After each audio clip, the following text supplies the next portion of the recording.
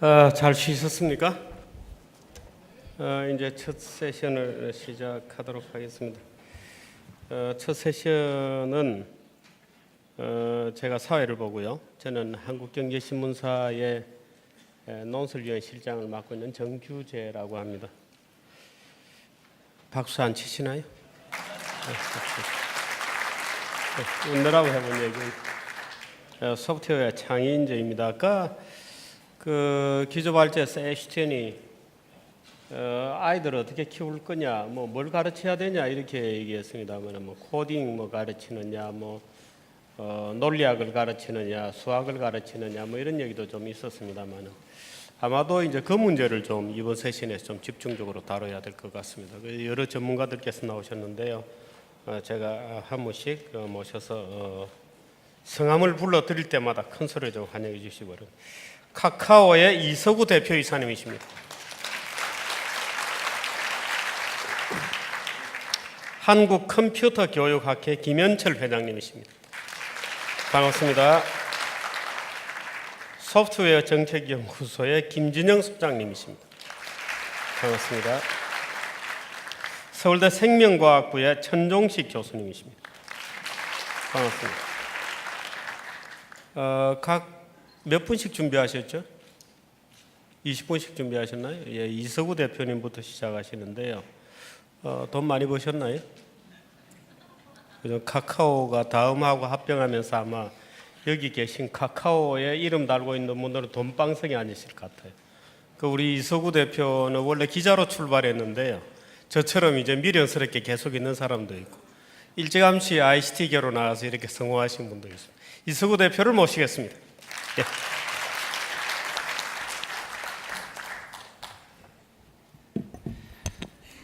네, 소개받은 카카오의 이석우입니다.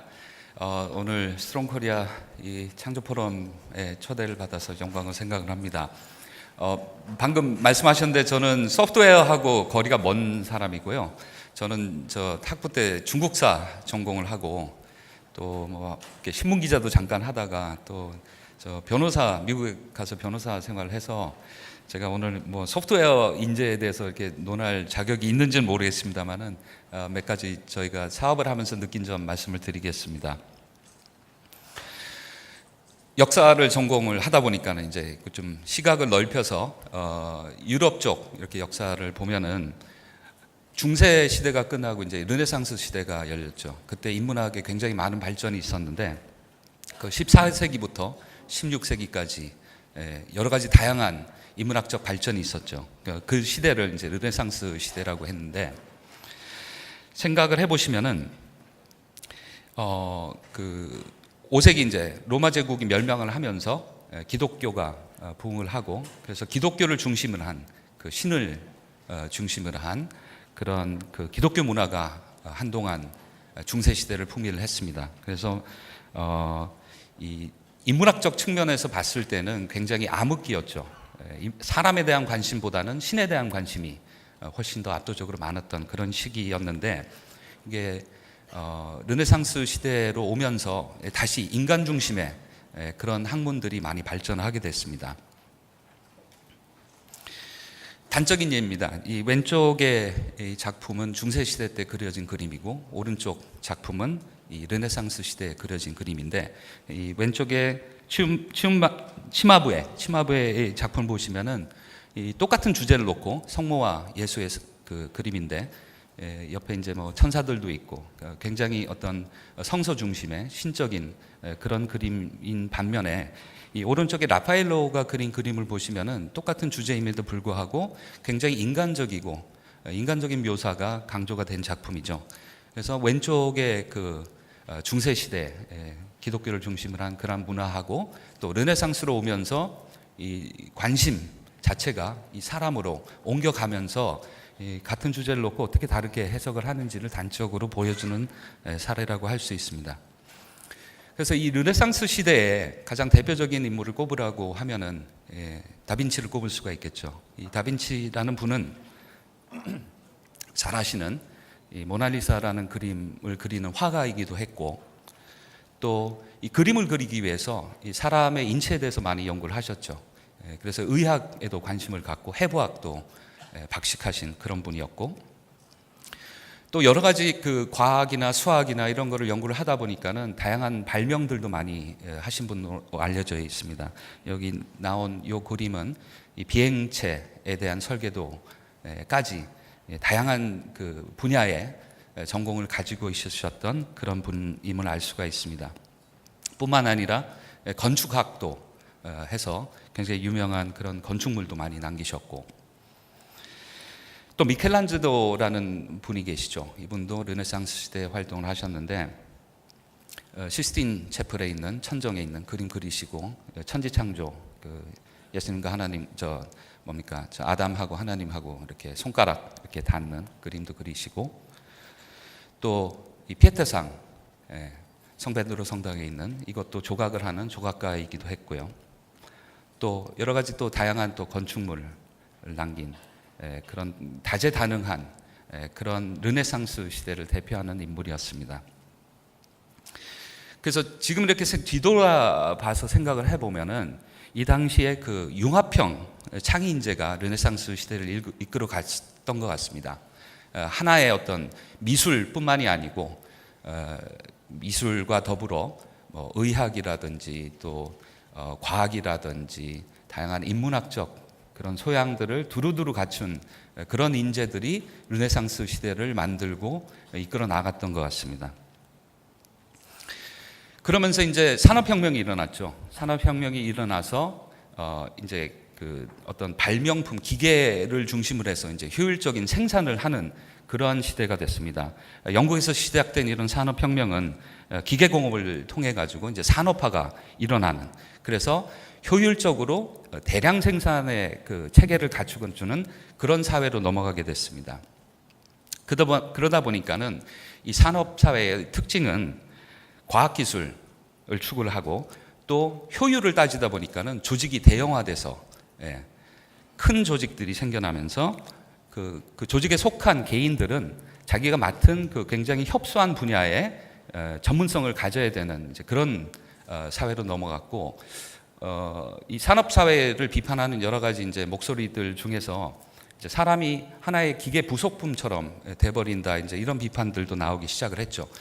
그렇지만 이제 대량 생산을 효율적으로 어떻게 하면 할 수 있을지를 고민하는 시대다 보니까는 이런 어떤 전문적인 영역으로 가고, 그 안에 사람들은 굉장히 협소한 분야에 있어서 전문성을 따지게 됐습니다. 그래서 어떻게 하면은 비용을 낮추고 또 높은 수익을 낼까, 이런 거를 추구하는 그런 사회였던 것 같습니다. 이것이 이제 20세기로 넘어오면서 이 지식 정보가 강조가 되는 사회가 오늘날 됐습니다. 그래서 이 여러 가지 이 기술적인 발전 위에서 그런 정보들을 어떻게 하면 효율적으로 그 사용을 해가지고 새로운 어떤 패러다임을 만드는 그런 사회로, 산업 사회에서 지식 정보 사회로 이제 넘어온 지금 상태이죠. 그래 이런 그 정보화 사회에서는 과거의 그 산업 사회의 효율성보다는 어떤 창의성이 더욱더 강조가 되는 그런 사회가 돼 있습니다. 지금 현재는. 그러다 보니 어떤 과학의 힘 이런 것과 더불어 이 인간에 대한 관심이 다시금 생겨나기 시작을 했습니다. 그래서 이 과학 기술을 이용을 해서 인간을 위해서 어떻게 하면 이거를 사용할지가 화두가 됐고요.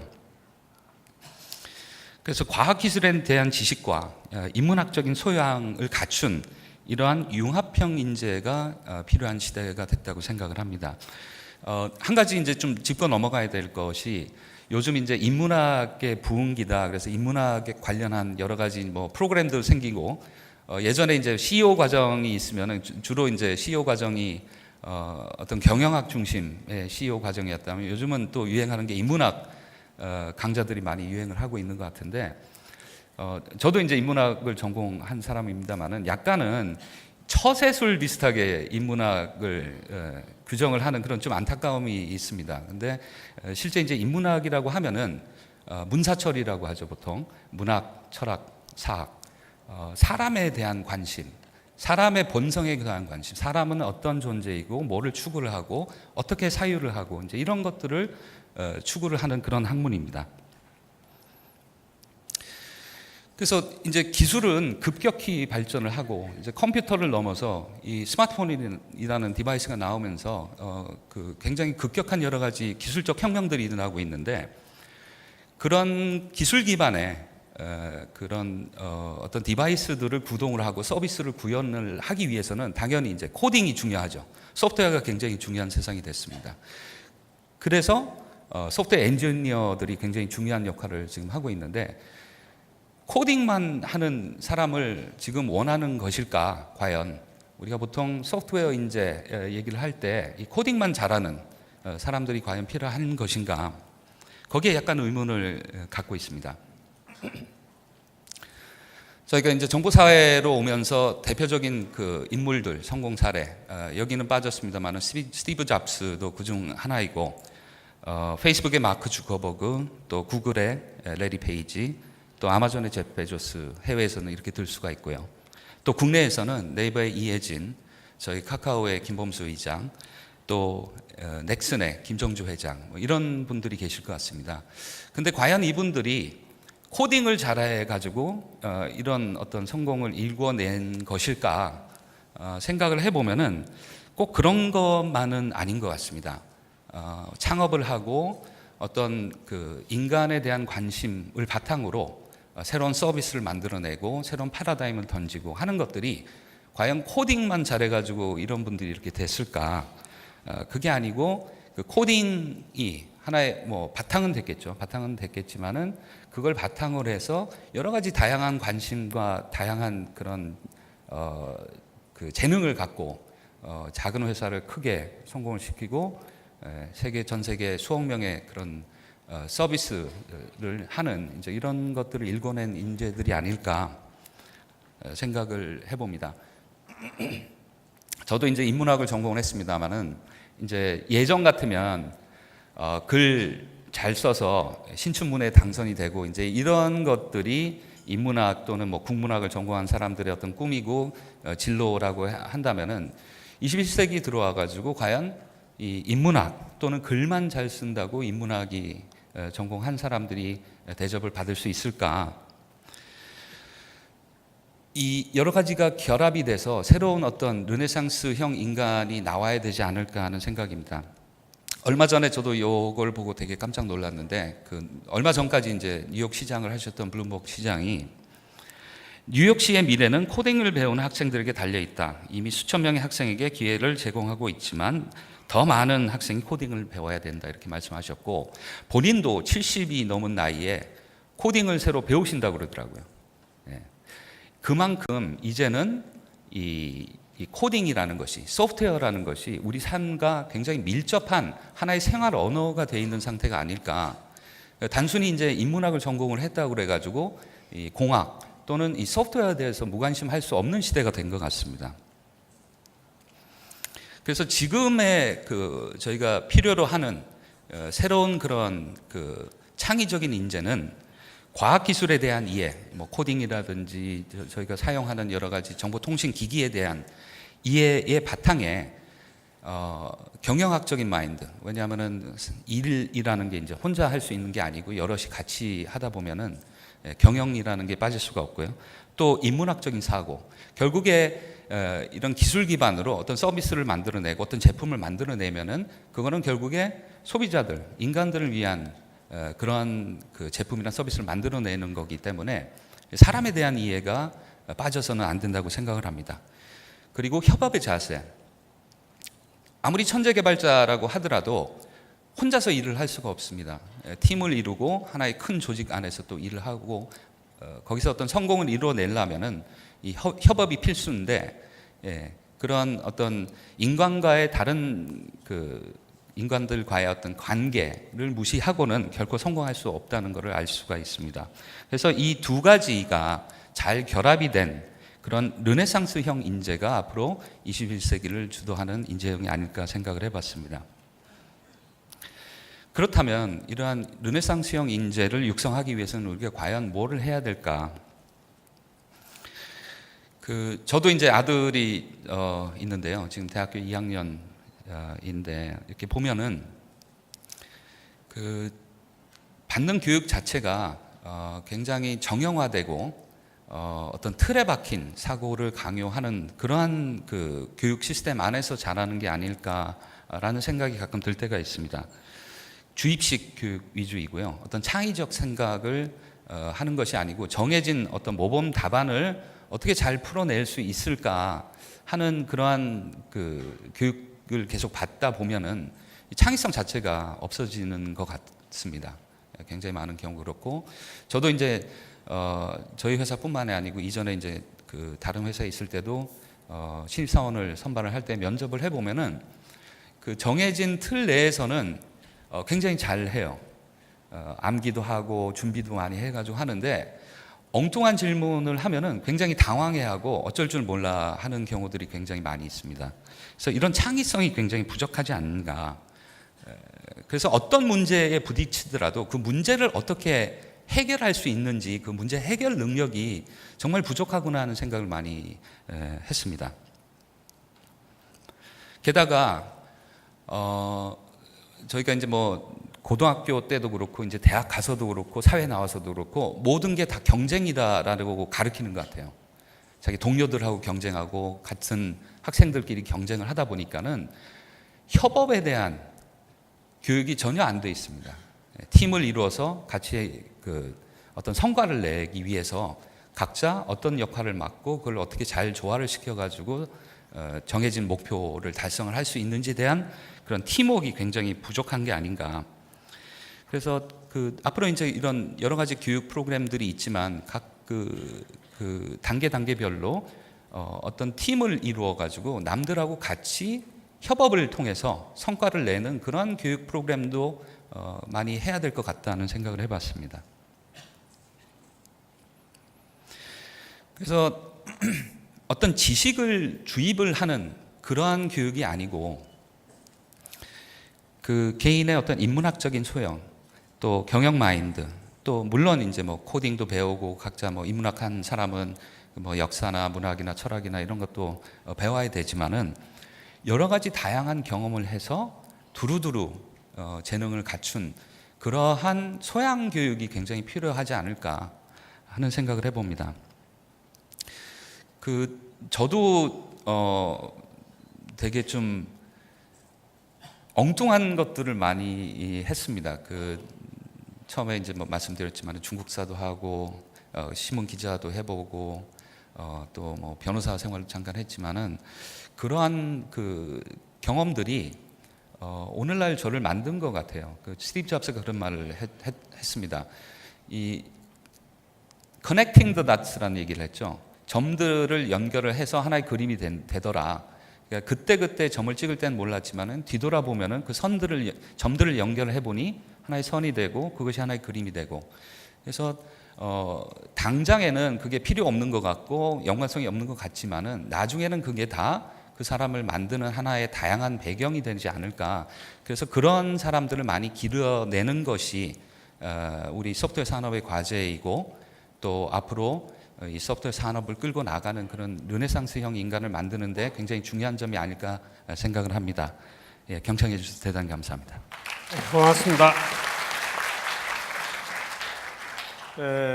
여러 가지 재미있는 얘기를 쭉 하셨고요. 르네상스형 융합 평인간 뭐 이런 얘기를 하셨고, 주입식 교육에 대한 얘기를 하셨는데, 이제 그렇게 되면 이제 점점 논쟁거리들이 좀 많아지기 시작합니다. 아까 애시턴도 그런 얘기를 했습니다만, 애시턴은 또 뭐 코딩 교육보다는 알고리즘 쪽으로 공부해야 된다 이렇게 얘기했는데, 그렇게 되면 주로 이제 수학이라든지 논리학이라든지 이제 이런 쪽으로 갈 가능성이 굉장히 많죠. 이제 이렇게 되면 사실 우리는 좀 이제 깊은 토론을 할 준비가 점차 되는 것 같습니다. 일단 여기 연단에 계신 분들의 주제 발표들을 다 듣고 얘기를 좀 하도록 하겠습니다. 한국 컴퓨터 교육학회 김현철 회장님 모십니다.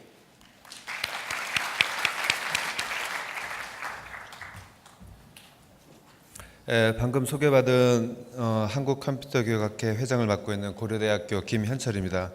여기 나와 있지만 저는 정보대학하고 사범대학에 동시에 속해 있습니다. 고려대학교에. 그래서 여러 가지 다른 관점에서 뭐 여러 가지 문제들 볼 수가 있는데요.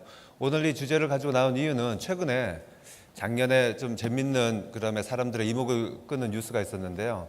영국에서 올해 9월부터 5살부터 16살까지의 모든 아이들한테 필수 과목으로 컴퓨팅이라는 프로그램, 코딩 교육을 가르치기로 결정을 했습니다. 5월, 9월부터 실시를 합니다.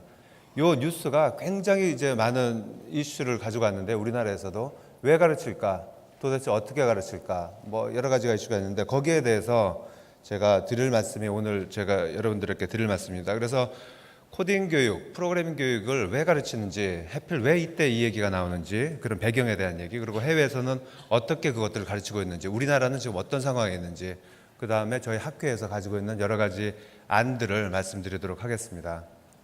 먼저 배경입니다. 지난 2월 4일 날 제가 여기 있는 사진이요, 영국 런던에 있는 왕립 예술원 건물입니다. 지난 2월 4일에 제가 여기에 갔습니다. 왜 갔냐면요, 포럼이 있었습니다. 이 포럼의 내용을 보시게 되면은 작아서 안 보이겠지만은 제가 첫 단어 문단을 읽어드리겠습니다. 2014년 9월 기준으로 해서 영국은 교육 혁명의 중심에 코딩이라는 걸 집어넣음으로 인해서 G20, G20 국가들 중에 최초로 컴퓨터 프로그래밍을 국가 교육 과정에 집어넣은 것을 매우 자랑스럽게 생각을 한다라는 말부터 시작을 합니다. 그리고 그날 하루 종일 아침서부터 있었던 내용들은 코딩이 디지털 경제의 산업과 기업과 예술과 과학, 공학, 의학을 어떻게 변화시키고 어떻게 리드를 해나갈 건지에 대한 얘기가 있었고요. 5시에 갑자기 뒤에 카메라들이 쫙 들어오더니 교육부 장관, 재무부 장관, 모든 VIP 들어와서 앞에 착석을 했습니다. 이거 제가 찍은 사진이고요. 이분이 교육부 장관입니다. 교육부 장관이 와서 그 얘기를 했습니다. 올해를 뒤에 이제 선명하게 찍혔는데 Year of Code, 코드의 해를 선포식을 이날 이 자리에서 했습니다. 왜 해야 되는가? 올 9월부터 초중고등학교 모든 아이들한테 필수를 가르치고 그것을 국가가 지원해야 된다. 방송도 지원해야 된다. 교육부는 지원을 하겠다. 다양한 지원 프로그램을 얘기하고 재무부 장관은 그 뒤에 나와가지고 예산을 어떻게 지원하겠다는 얘기를 발표를 했습니다. 그 다음날 아침에 가디언스지에 나온 신문에 나온 사진인데요. 제가 왜 이 사진을 들었냐면은 질문하는 사람 바로 옆 자리에 제가 있습니다. 제 얼굴이 조금 안 보이실 텐데요. 네. 그러면 영국이 그동안 갑자기 왜 컴퓨팅 교육을 필수로 하겠다고 했는가? 그동안 ICT 컴퓨터를 안 가르쳤는가? 가르쳤습니다. 하지만 15년 전부터 ICT 활용 교육을 필수로 가르쳤는데 그걸 작년에 그만두고 올해부터 컴퓨터 교육이라는 걸 새로 한다는 겁니다. 그럼 헷갈리시죠? 그거하고 이거하고 무슨 차이가 있는가? 잠시 후에 말씀드리겠습니다. 근데 그때 그 영국의 교육부 장관이 그 자리에 포럼에 나와서 했던 얘기가 굉장히 인상적이었습니다. 영국은 산업 경제와 디지털 경제를 구분해서 얘기를 하고 있었습니다. 그날요. 산업 혁명을 시작한 나라라는 자부심이 대단합니다. 1800년대 농업 경제 시대에 영국은 산업 혁명이라는 것을 처음으로 시작을 했고 거기에 대한 자부심을 가지고 있고, 하지만 산업혁명을 시작했던 것보다 더 절실한 마음으로, 더 긴급한 마음으로 우리는 디지털 경제를 지금 준비하고 시작해야 된다. 이 말부터 시작을 합니다. 그럼 산업경제와 디지털 경제 시대가 차이가 무엇인가? 많은 지금 우리가 감각적으로 알고 있는 그런 내용입니다. 시간상 그걸 일일이 얘기하지 못하지만요. 거기에 대해서 굉장히 심각하게 영국 정부는 생각을 하고 있고, 그럼 앞으로 다가올 디지털 경제에 필요한 아이들의 역량이 무엇인가? 정보적 사고, 컴퓨테이셔널 띵킹하고 창의 융합적 사고, 디지털 경제를 건전하게 바라보는 관점에 대해서 얘기를 하고 있습니다. 그럼 이러한 역량들을 키우기 위해서 아이들한테 어떤 지식 단위의 학습을 교과를 시킬 것인가? 대표적인 거로 많은 연구에 의해서 나온 결과인데요. 컴퓨터 프로그래밍, 코딩을 가르치자, 알고리즘을 가르치자, 그 다음에 정보과학, 컴퓨터 사이언스를 가르치자라는 얘기를 합니다. 그래서 교과 과정을 지난 5년간 만들었고 올 9월부터 시작하는 겁니다. 이것은 어떤 관점이냐면요. 영국이 산업혁명을 시작하고 전 세계 산업화를 이끌었을 당시에 수학하고 과학이라는 그 두 과목을 보편적 국민 교육으로 끌고 들어옵니다. 수학하고 과학은 그전에는 아주 어려운 학문이었고 1분만 배우는 학문이었는데 모든 사람들이 배울 수 있는 학문으로 가져와서 수학과 과학을 통해서 자연을 보는 새로운 관점을 아이들한테 가르치고 산업 경제를 이끌어갈 수 있는 기본적인 역량을 가르쳤습니다. 그것과 똑같은 관점으로 디지털 경제에서는 새로운 과목이 필요한데 그것이 바로 컴퓨팅이다. 그래서 조금 이따 보시겠지만은 수학, 과학하고 똑같은 위상과 레벨로 컴퓨팅이라는 과목을 놓고 있습니다. 이것은 단지 직업교육, 기술교육의 관점이 아니고 디지털 경제 시대의 보편적인 역량교육으로 생각을 하고 있습니다. 아까 말씀드렸지만 영국이 ICT 활용을 그동안 해왔는데 왜 그걸 계속 안 하고 그걸 중지하고 새로운 관점을 하는가? 이것이 이제 또 다른 중요한 포인트가 될 텐데요. ICT 활용 교육은 우리나라에서도 지난 10년간, 15년간 해오고 있었습니다. ICT 활용 교육은 뭐냐면요. 상업용 소프트웨어와 인터넷 서비스를 사용하는 방법을 가르치는 교육이었습니다. 아래 한글 쓰는 법을 가르쳤습니다. 엑셀 쓰는 법을 가르쳤습니다. 인터넷 뱅킹 사용하는 법을 가르치는 것이 ICT 활용 교육이었습니다. 영국에서 얘기하는 그다음에 우리가 지금 얘기하고 있는 정보적 사고, 컴퓨테이셔널 띵킹은 사용법 교육이 아니고 메이커 교육입니다. 창조의 교육입니다. 정보적 관점에서 문제와 현상을 분해하고 제조합해서 문제를 해결하는, 융합해서 해결하는 내 머릿속에 있는 아이디어를 구현하는 방법을 가르치는 메이커 교육입니다. 큰 차이가 있습니다. 그래서 ICT 활용 교육에서 정보적 사고 교육으로 확 변하는 거가 최근에 많이 일어나고 있습니다. 그리고 아까 말씀드린 영국에서 컴퓨팅이라는 과목을 새로 만들었는데요. 그것은 정보적 사고, 프로그래밍만 가르치는 것은 사실은 아니고요. ICT 활용도 들어가 있고 정보, 문화, 윤리도 들어가 있습니다. 하지만 강조하는 그 포커스가 정보적 사고에 들어가 있기 때문에 컴퓨팅 교육, 코딩 교육이라는 말을 쓰고 있고요. 통틀어서 저는 정보 교육이라는 용어를 이제 쓰도록 하겠습니다. 많은 사람들이 묻습니다. 아이들한테 5살 아이들한테 프로그래밍, 코딩을 가르친다는 게 이게 어렵지 않은가? 그거 애들한테 어려워서 어떻게 가르치려고 그래 그거를? 우리가 알고 있는 프로그래밍 그 언어 관점에서 생각을 하는데요. 전혀 어렵지가 않습니다. 이것이 영국도 그렇고 우리나라도 그렇고 미국에서 가장 많이 쓰이고 있는 프로그래밍 언어 중에 하나인 스크래치라는 언어입니다. 영국이 아니고요. 미국 MIT 미디어랩에서 만들었습니다. 미디어랩에서요. 여러분들 블럭하는 애들 게임 있잖아요. 레고라는 거요. 레고사하고 합작으로 만든 프로그래밍 언어입니다. 프로그래밍 명령어들이 레고 블락처럼 만들어져 있습니다. 아이들은 레고 블락처럼 갖다가 레고를 쌓듯이 쌓습니다. 버튼만 누르면은 여기 보시다시피 화면에 즉시 자기가 만든 것들이 돌아갑니다. 이걸 통해서 각도와 좌표와 모든 수학적 개념, 과학적 개념들을 만들 수가 있고요. 자기 머릿속에 생각하고 있는 상상, 그 다음에 스토리도 만들 수가 있습니다. 너무나 쉽게 만듭니다. 우리 아이가 초등학교 1학년 때 제가 이걸 가르쳤는데요. 정확하게 10분 만에 자기의 프로그램을 만들었습니다. 처음 보고요. 지금 제가 캠프를 하고 있는데 모든 아이들이 그렇게 너무나 재밌게 빠져서 이 프로그래밍을 배우고 있습니다. 전혀 어렵지가 않습니다. 거기서 조금 더 나간다면요. 마찬가지로 MIT 미디어랩에서 만든 프로세싱이라는 언어가 있습니다. 텍스트 기반으로 프로그래밍을 하죠. 조금 좀 어렵게 하지만 화면에서 보는 것처럼 인터랙티브하게 모든 화면이 즉시 실행되는 것을 볼 수가 있습니다. 너무나 재밌어하고 예술대학에 다니는 학생들이 많이 배우고 있습니다. 디지털 아트를 이제 하기 위해서요. 여기서 조금 더 나아가면 고등학교에서는 파이썬이라는 언어를 배웁니다. 또 다른 게 있는데요. 컴퓨터 사이언스에 여러 가지 어려운 개념들이 있습니다. 이 개념들을 쉽게 배울 수 있는 방법들이 많이 나와 있는데 가장 대표적인 것이 컴퓨터 사이언스 언플러그드라는 겁니다. 언플러그드라는 용어를 잘 생각해 보세요. 컴퓨터 없이 컴퓨터 과학을 배우겠다라는 생각입니다. 그래서 거기에 대한 대표적인 사례가 나와 있는데 오른쪽에 있는 거는 그 미국 아이들이 배우는 동료입니다. 동료 자체를 분해해서 반복하는 것이 어떤 형식으로 반복을 하는지를 구조화를 했습니다. 왼쪽에 보이는 거는 컴퓨터 과학에서 얘기하는 패리티 빗 체크하는 거거든요. 카드 놀이로 그 게임을 만들었습니다.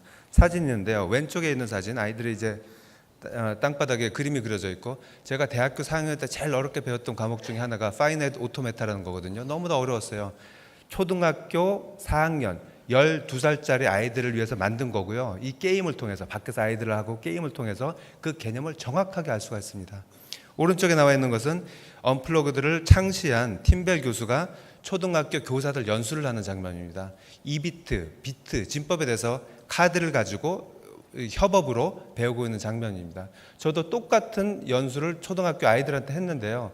한 30분 동안 가르치고 나서 자기들이 확장을 해서 3진법, 4진법, 5진법, 6진법을 그 아이들 스스로 만들어내는 것을 봤습니다. 자료도 있고요. 전혀 어렵지가 않습니다. 가르치는 거가 문제지 어떻게 가르친다는 것은 우리가 노력할 수가 있고 지금도 많은 노력들이 지금 나와 있습니다. 또 하나 질문하는 게, 야, 그거 우리가 다 배워야 되냐? 뭐 배우고 싶은 애들만 배우면 되지. 맞습니다. 배우고 싶은 아이들만 배우게 해야 되는 거죠. 그렇지만 이게 왜 갑자기 보편적인 교육으로 들어와야 되는가에 대한 많은 사람들의 질문이 있는데요. 제가 여기 오른쪽 아래 보면은 스티브 잡스가 한 말이 있습니다. Computer science is a liberal art라고 그랬습니다. 컴퓨터 과학은 인문학이다 라는 말을 했습니다. 모든 사람이 노출되어 있어야 되고 모든 사람이 어느 정도는 알고 있어야 되는 거다. 스티브 잡스가 또 한 말 또 다른 게 있습니다. Everyone in this country should learn how to program a computer라고 그랬습니다. 이 나라에 있는 모든 아이들은 컴퓨터 프로그램을 배워야 된다. 왜? 왜냐하면은 그것이 아이들이 생각하는 방법을 가르치는 도구이기 때문이다. 생각하는 방법을 얘기를 하고 있습니다. 그 외에 많은 사람들이 얘기했습니다. 빌 게이츠는 컴퓨터 프로그램을 배우면은 마음을 확장시키는 거다. 더 좋은 생각을 할 수 있게 만들어준다. 허킹 교수도 얘기했습니다. 그 다음에 헐리우드의 배우도 얘기했습니다. 오바마 대통령이 작년 12월에 나와서 연설을 했습니다. 우리는 아이들이 더 이상 스마트폰과 앱을 사용하는 것에만 만족하지 말고 사용이 아니라 이제는 그것을 스스로 만드는 것을 가르칠 때가 됐다라는 것을 얘기를 하고 프로모션을 이제 시작을 합니다. 미국의 NBA 농구 선수도 얘기를 했습니다. 그 다음에 페이스북을 만든 사람이죠. 이 사람이 한 얘기를 잘 들어보세요. 어차피 우리는 15년 후에는 읽는 거를 배우는 것, 쓰는 거를 배우는 것과 똑같이 프로그램을 배우게 될 것이다. 조금 더 일찍 배우면 안 되는가? 조금 더 일찍 배우자 라는 얘기를 합니다. 작가입니다. 더글라스 러시코프라는 사람인데요. 이 사람이 한 얘기는 더 재밌습니다. 프로그램을 하라. 그렇지 않으면 프로그램을 당하게 될 것이다.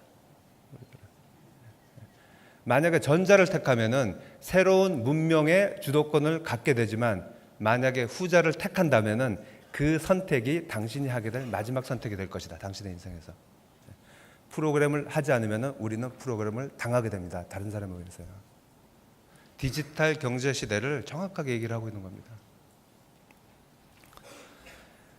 그래서 그러면은 이러한 관점에서 영국이 시작을 했는데 해외에서는 그러면 영국만 그러고 있는가? 어떤 변화들이 있는가에 대해서 말씀드리겠습니다. 마찬가지로 2000년대에 ICT 활용 교육을 많이 하다가 갑자기 2014년 최근에 많은 국가들이 영국, 미국, 일본 비롯해 가지고 ICT 활용 교육에서 컴퓨팅 교육으로 변화를 하고 있습니다. 쭉 적어봤는데요. 영국이 초중고등학교 필수 과목으로 만들었고 일본은 12년에 고등학교 필수 과목으로 만들었습니다. 인도는 13년에 초중등 모두 필수 과목으로 만들었고요. 이스라엘은 원래 컴퓨터 과학이라는 것이 이과 필수로 되어 있었지만 2011년부터 중학교에도 과정을 만들어서 운영을 시작했습니다. 에스토니아, 핀란드 올해와 내년에 개정을 하기로 했습니다. 미국 AP 코스예요. 고등학교 AP 코스에 Computational Thinking이라는 과목을 2016년부터 실시하기로 결정해서 올해 첫 보고서가 나왔습니다. 30개 교육청에서 정보과학을 고등학교 필수 과목으로 지정하기로 결정을 했습니다. 코드 ORG를 작년에 열었는데요. 일주일 만에 1,700만 명이 가입을 했고 지금 현재 3,700만 명이 가입을 했습니다. 엄청난 붐이 일고 있습니다. 갑자기. 다 2010년부터 16년 사이 요 사이에 일어나는 일들이고 그 국가 대상들이 뭐냐면은 북유럽, 미국, 동아시아 이 국가들은요 디지털 경제를 주도할 의지를 강력하게 가지고 있는 국가들입니다. 이 국가들이 다 그렇게 하고 있습니다. 제가 정리를 했고요. 이 중에서 영국 것만 보시면은 위에 나와 있는 것처럼 영어, 수학, 과학만 유일하게 모든 학년에서 배우는데 밑에 또 다른 과목이 하나 들어가는 것이 컴퓨팅입니다. 컴퓨팅이 수학, 과학과 똑같이 모든 랩에서 배우도록 영국 국가교육과정이 만들어져서 9월부터 실시를 합니다. 여기서 많은 시사점을 우리는 얻을 수 있는데요. 프로그램, 코딩 교육이 프로그램 기술 습득이 아니다. 기술 습득이 아니고 정보적 사고 능력을 가지게 하는 교육이다. 그리고 이런 코딩 교육은 미래에 좋은 직업을 갖게 할 것이다. 왜 그러면 디지털 경제 시대는 모든 직업들이 이것을 기반으로 할 거기 때문에. 그리고 사용자 교육이 아니고 메이커 교육이다. 수학, 과학과 같은 위상과 목적을 가지고 있는 과목이다. 따라서 모든 사람이 배워야 될 보편적인 교육이다 라는 것입니다. 한 가지 좀 특이한 것 중에 하나가 고등학교에서 교육을 또 강조하고 있습니다. 고등학교에서는 대부분의 국가들이 독립적으로 필수 교과로 가르치고 있습니다. 왜 그런가를 생각해 봤더니 대학의 전공과 연계 때문에 그렇습니다. 대학의 전공은 그 학생들이 대학 졸업 후에 진로와도 관계가 있고요. 진로에서 앞으로 디지털 경제 시대에 어떠한 직업이 정보적 사고를 필요로 하지 않는 어떠한 직업이 있을 수 있을 거라고 생각을 하십니까? 우리나라의 교육과정을 보겠습니다. 그럼 우리나라는 어떻게 되어 있는가? 우리나라도 2000년부터 ICT 활용 교육이 시작이 됐습니다. 85%의 학생들이 들었습니다. 정보, 고등학교 정보사회 컴퓨터. 2007년 9년 교육과정 개편 때 저희 컴퓨터 교육 학회에서 나서서 ICT 활용 교육 뭐 아래 한글 배우고 이거 저 그만하고 프로그래밍과 알고리즘과 문제 해결력을 가르치자 해서 교육과정을 바꿨습니다. 올해부터 작년서부터 이게 실시가 되도록 돼 있습니다. 그리고 2015년에요. 새로운 교육과정이 개편이 됩니다. 내년도에요. 그럼 2018년도에 이제 실시가 될 텐데 어떻게 반영될지 모르죠. 그럼 뭐가 문제인가 우리나라가? 여기 나온 것처럼 이제 뭐 아래 한글 배우고 인터넷 사용하는 법에서 지금은 알고리즘 프로그래밍 이렇게 배우도록 내용을 바꿔놨습니다. 그럼 뭐가 문제인가? 학생들이 듣지를 않습니다. 2000년도에 85%의 선택률을 가지고 있었던 과목이 2006년에 45%, 2012년에 중학교 8%, 고등학교 5%입니다. 제가 잠시 후에 말씀드릴 거지만요. 제가 장담하건대 이대로 가면요. 2년만 지나면은 3% 이하로 떨어집니다. 제 예상이 맞을 겁니다. 3%. 우리나라 디지털 경제로 가야 됐는데 초, 중고등학교에서는 정보에 대한 거 디지털 교육이 전멸이라는 거죠. 아무것도 안 일어납니다. 대학도 그렇고요. 우리가 어떻게 준비해야 되는지 걱정해서 제가 이 자료들을 찾기 시작했습니다. 왜 선택하지 않을까요? 왜? 필요 없다고 생각하기 때문일까요? 아닙니다. 창조 경제에서 가장 핵심적인 것이 그 소프트웨어와 컨텐츠 중심의 그 역량인데요. 이런 정보적 사고는 가장 필요한 역량입니다. 우리나라가 잘하고 있기 때문일까요? 아닙니다. 한국의 산업 분야에서 소프트웨어 활용도는 선진국의 3분의 1입니다. 우리나라 13점입니다. 미국 41점, 영국 40점, 일본 33점입니다. 우리나라 13점이고요. 소프트웨어 산업 경쟁력은 OECD 19개국 중에서 14위입니다. 잘하고 있지 않습니다. 우리나라가. 왜 선택하지 않을까요? 우리 아이들이 이미 잘하고 있기 때문일까요? 다 잘한다고 생각하죠. 여러분들 아이들이요. 노는 것만 잘합니다. 이게 2009년도에 피사에서 나온 자료입니다. 파란색이 우리나라고 빨간 점선이 OECD의 평균입니다. 노는 것이 컴퓨터로 노는 것이 재미있다. 컴퓨터 다룰 때 시간 가는 줄 모른다. 컴퓨터가 재밌게 사용한다. OECD보다도 높습니다. 하지만 멀티미디어 컨텐츠를 창작하고 데이터베이스를 생성하고 스프레드를 사용하는 것은 OECD 국가에서 훨씬 못 미칩니다. 우리 아이들이요. 이걸 보세요. 우리 아이들이 또 잘하는 것들인데 원플레이 게임을 잘합니다. 블로그를 잘합니다. 온라인 가상대화 공간에 가서 얘기를 하는 걸 좋아합니다. 다운로드 잘합니다. 오락 잘해요. 온라인 채팅 잘해요. 이걸 잘한다고 나와 있고요.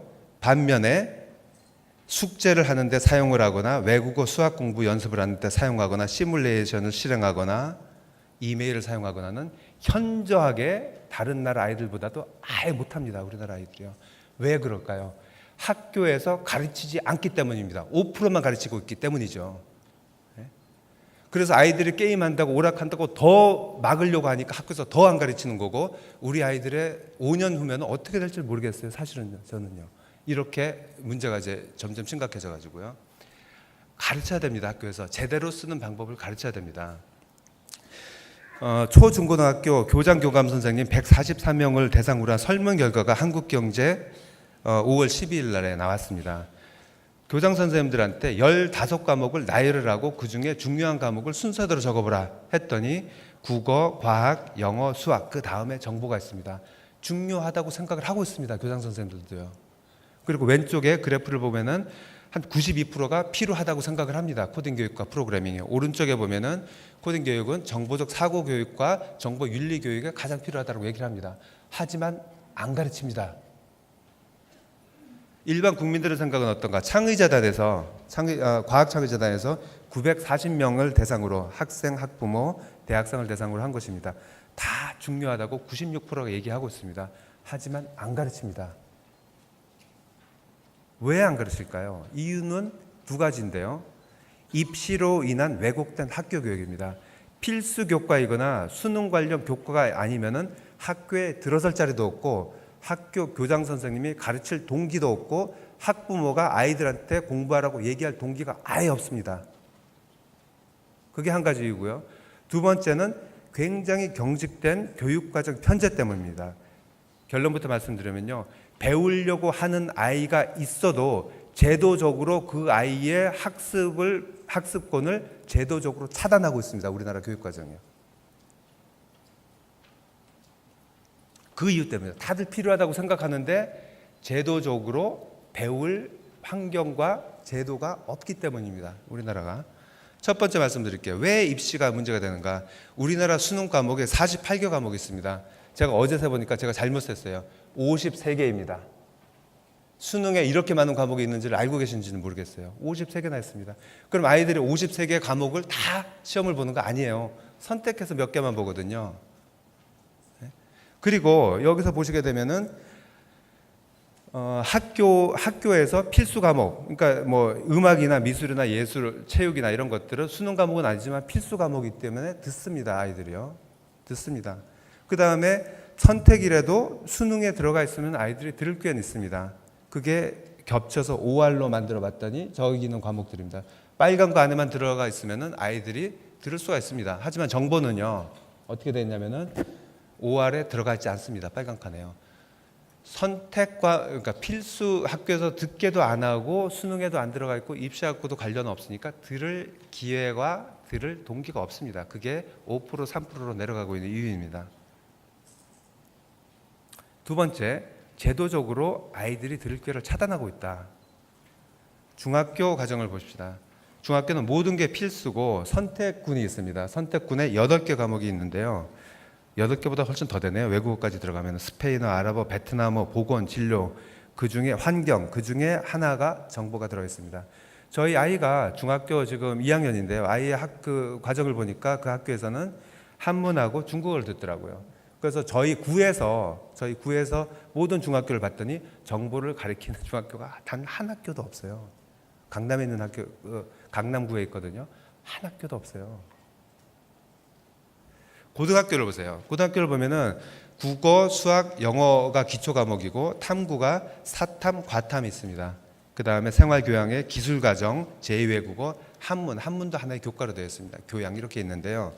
정보가 빨간 글로 되어 있는데 거기서 과목이 일반 선택 과목과 심화 선택 과목으로 나눠져 있는데요. 정보는 기술, 가정, 군에 심화 선택으로 들어가 있습니다. 같이 심화 선택으로 들어가 있는 과목들 한번 볼까요?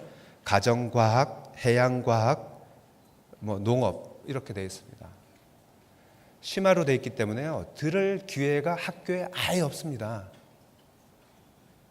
과학에 심화에 정보과학이라고 들어가 있는데 이것은 과학고등학교하고 합치면서 이제 들어가게 된 이유가 있습니다. 왜 이렇게 됐을까요? 이걸 뭘 하고 있었습니까? 우리가 지금까지 디지털 경제 국가라는 나라에서요. 어떻게 해야 될까요? 첫 번째, 입시 관련 교과이거나 필수 혹은 선택 필수 교과가 아니면은 그게 카운트를 해봤더니 5, 60개입니다. 우리나라의 과목이요. 5, 60개. 그 중에 정보가 안 들어가 있습니다. 거기에 들어가면 안 되나요? 50개, 60개 중에 하나로 들어가서 아이들이 선택만 하게 하면 안 되나요? 왜 거기서 뺀 거죠? 두 번째, 그 이유를 알아보니까 기득 교과에 교과 이기주의와 교과 확장주의와 교과 팽창주의가 있습니다. 일부러 다 뺐더라고요. 우리 모르는 사이에. 다 밀어놨더라고요. 아이들이 배워야 되는 전체 시수는 고정되어 있습니다. 그래서 새로운 게 들어오려면 기존의 과목들이 포기를 해야 됩니다. 아무도 포기 안 합니다. 더 늘립니다. 수학이 지금 6과목으로 되어 있습니다. 교과서가 6개가 있습니다. 고등학교가. 저도 이번에 알았습니다. 이런 거에 대한 해결 없으면 우리는 앞으로 미래로 한 발자국도 나갈 수가 없습니다. 지금 현재 교육과정이 6.25 직후에 6.25 전쟁 직후에 만들어진 산업경제 시대의 교육과정 그대로 사용하고 있습니다. 그걸 가르쳐서 우리 아이들이 디지털 경제를 준비를 할 수가 있겠습니까? 아이들한테 선택권을 줘서 다양성을 제공해야 됩니다. 교육과정에서는요.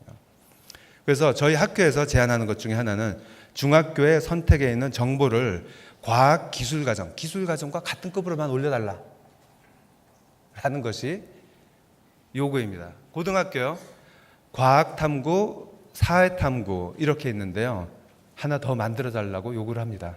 과학탐구, 사회탐구, 정보탐구. 정보탐구에 여러 과목들이 있고 그중에 하나만 선택하게 하자. 하나만. 물론 다른 한도 있습니다. 여기에 대해서요. 그래서 전체 요약을 하면은 산업경제와 디지털 경제를 우리는 구분해서 생각을 해야 되고요. 수학과학과 같은 차원으로 우리가 컴퓨팅을 생각해야 되고, 우리나라가 이렇게 떨어지게 된 이유는 정보 선택이 안 되고 있는데, 오히려 2014년에요. 정보 과목이 일반 선택으로 들어있었던 것이 2014년부터 심화 선택으로 밀려났고요. 수능 과목에 직업탐구, 실업계 고등학교 아이들이 듣는 직업탐구 안에 가사 밑에 컴퓨터 일반이라는 과목이 있었는데 2015년부터 그것도 없어집니다. 누가 이렇게 했을 것 같습니까? 잘 생각해 보세요. 누가 이렇게 했을 것 같습니까? 왜 다 밀어내고 있을까요? 학교에서 가르치지 말라고 의도적으로 학교에서 컴퓨터를 가르치지 못하게 누가 이렇게 하고 있을 것 같습니까?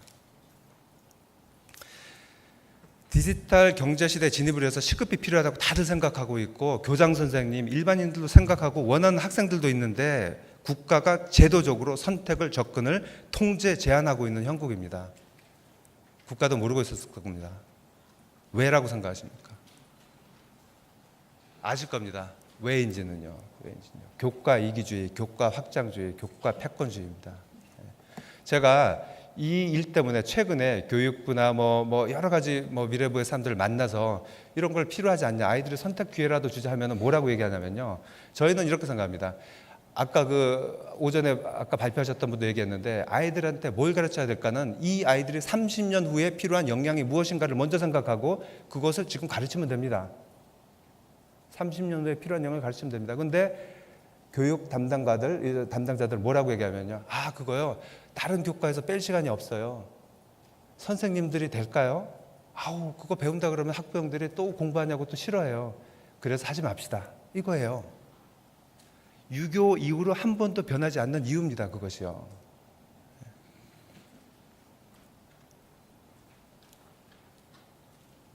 이게 안 그래서 저희는 사실 아이들의 미래와 대한민국의 미래를 중심에 놓고 우리가 공감대를 형성하고 합의해서 지원과 협조와 격려를 해서 결단을 해야 됩니다. 결단을 하지 않으면 풀리지 않을 문제고요. 제일 마지막에 나와 있는 이제 이것만 설명을 하고 끝내도록 하겠습니다. 뉴욕 타임스의 지난달 5월 11일자에 일면 기사로 나온 내용입니다. 제목이 Reading, Writing, Arithmetic and Now Coding이라고 되어 있습니다. 학교 교육에서 가장 중요한 것은 읽고 쓰고 세마기였거든요. 그게 3R이라고 합니다. R자로 시작하는 3개예요. 그게 학교 교육의 목표였는데 이제는 코딩도 추가해야 된다. 17세기, 18세기에 읽고 쓰는 것은 일부 지식인만 했습니다. 그것을 보편적 교육으로 나와서 모든 아이들한테 읽고 쓰는 것을 가르침으로 해서 문명이 새롭게 등장을 하고 발달을 했습니다. 19세기, 20세기에 수학과 과학을 모든 사람들이 배워야 되는 보편적 교육으로 함으로 인해 가지고 산업 문명이 만들어졌습니다. 디지털 경제에서의 새로운 문명은 코딩 교육, 정보적 사고 교육이 그 역할을 하게 될 것입니다. 가만히 있어서는 안 될 것이고요. 여러분들의 많은 격려와 지원을 부탁드립니다. 감사합니다. 네, 고맙습니다. 저희들이 고등학교 다닐 때는 그때는 그 교사들의 티오 때문에 끝까지 독일어를 배웠어야 했습니다. 지금도 아마 긴 투쟁이 시작이 되어야 될 것 같은데요. 근데 나중에 뭐 좀 말씀이 있겠습니다만은 아까 블룸버그도 코딩을 공부하겠다 그랬고요. 저도 배울 수 있을까요? 그런가요? 저는 뭐 엑셀이나 파워포인트 정도만 해도 머리가 지끈거리거든요. 괜찮을까요? 그거보다 훨씬 재밌고 쉽습니다. 그래요? 예, 고맙습니다. 다음 주제 발표입니다. 소프트웨어 엔지니어들의 현실과 과제입니다. 김진영 소프트웨어 정책연구소 소장님 모십니다. 박수로 맞아주십시오. 네, 감사합니다. 지금 김현철 교수님이 굉장히 중요한 얘기를 심각하게 전달을 해서 저희 이제 소프트웨어 엔지니어들 얘기하기가 조금 부담스럽습니다. 저도 또 김현철 교수님과 같이 초중고등학교에서 컴퓨터 교육을 해야 된다라고 주장하는 사람입니다. 예. 우선 알고리즘 아까 기존설자도 얘기했는데 알고리즘이란 게 있습니다. 그게 문제 푸는 방법이거든요. 이걸 어떻게 표현했는가 하는 건 다음 문제고 우선 문제를 푸는 방법을 있습니다. 그거를 컴퓨터에다 옮기는 게 코딩이고요. 그래서 이제 컴퓨터가 돌아가면서 문제를 풀어주는 거죠. 우리 소프트웨어 엔지니어는 그 알고리즘을 만드는 사람이에요. 그래서 알고리즘을 통해서 문제를 푸는 사람이죠. 그 알고리즘을 통해서 소프트웨어 시스템을 만들죠.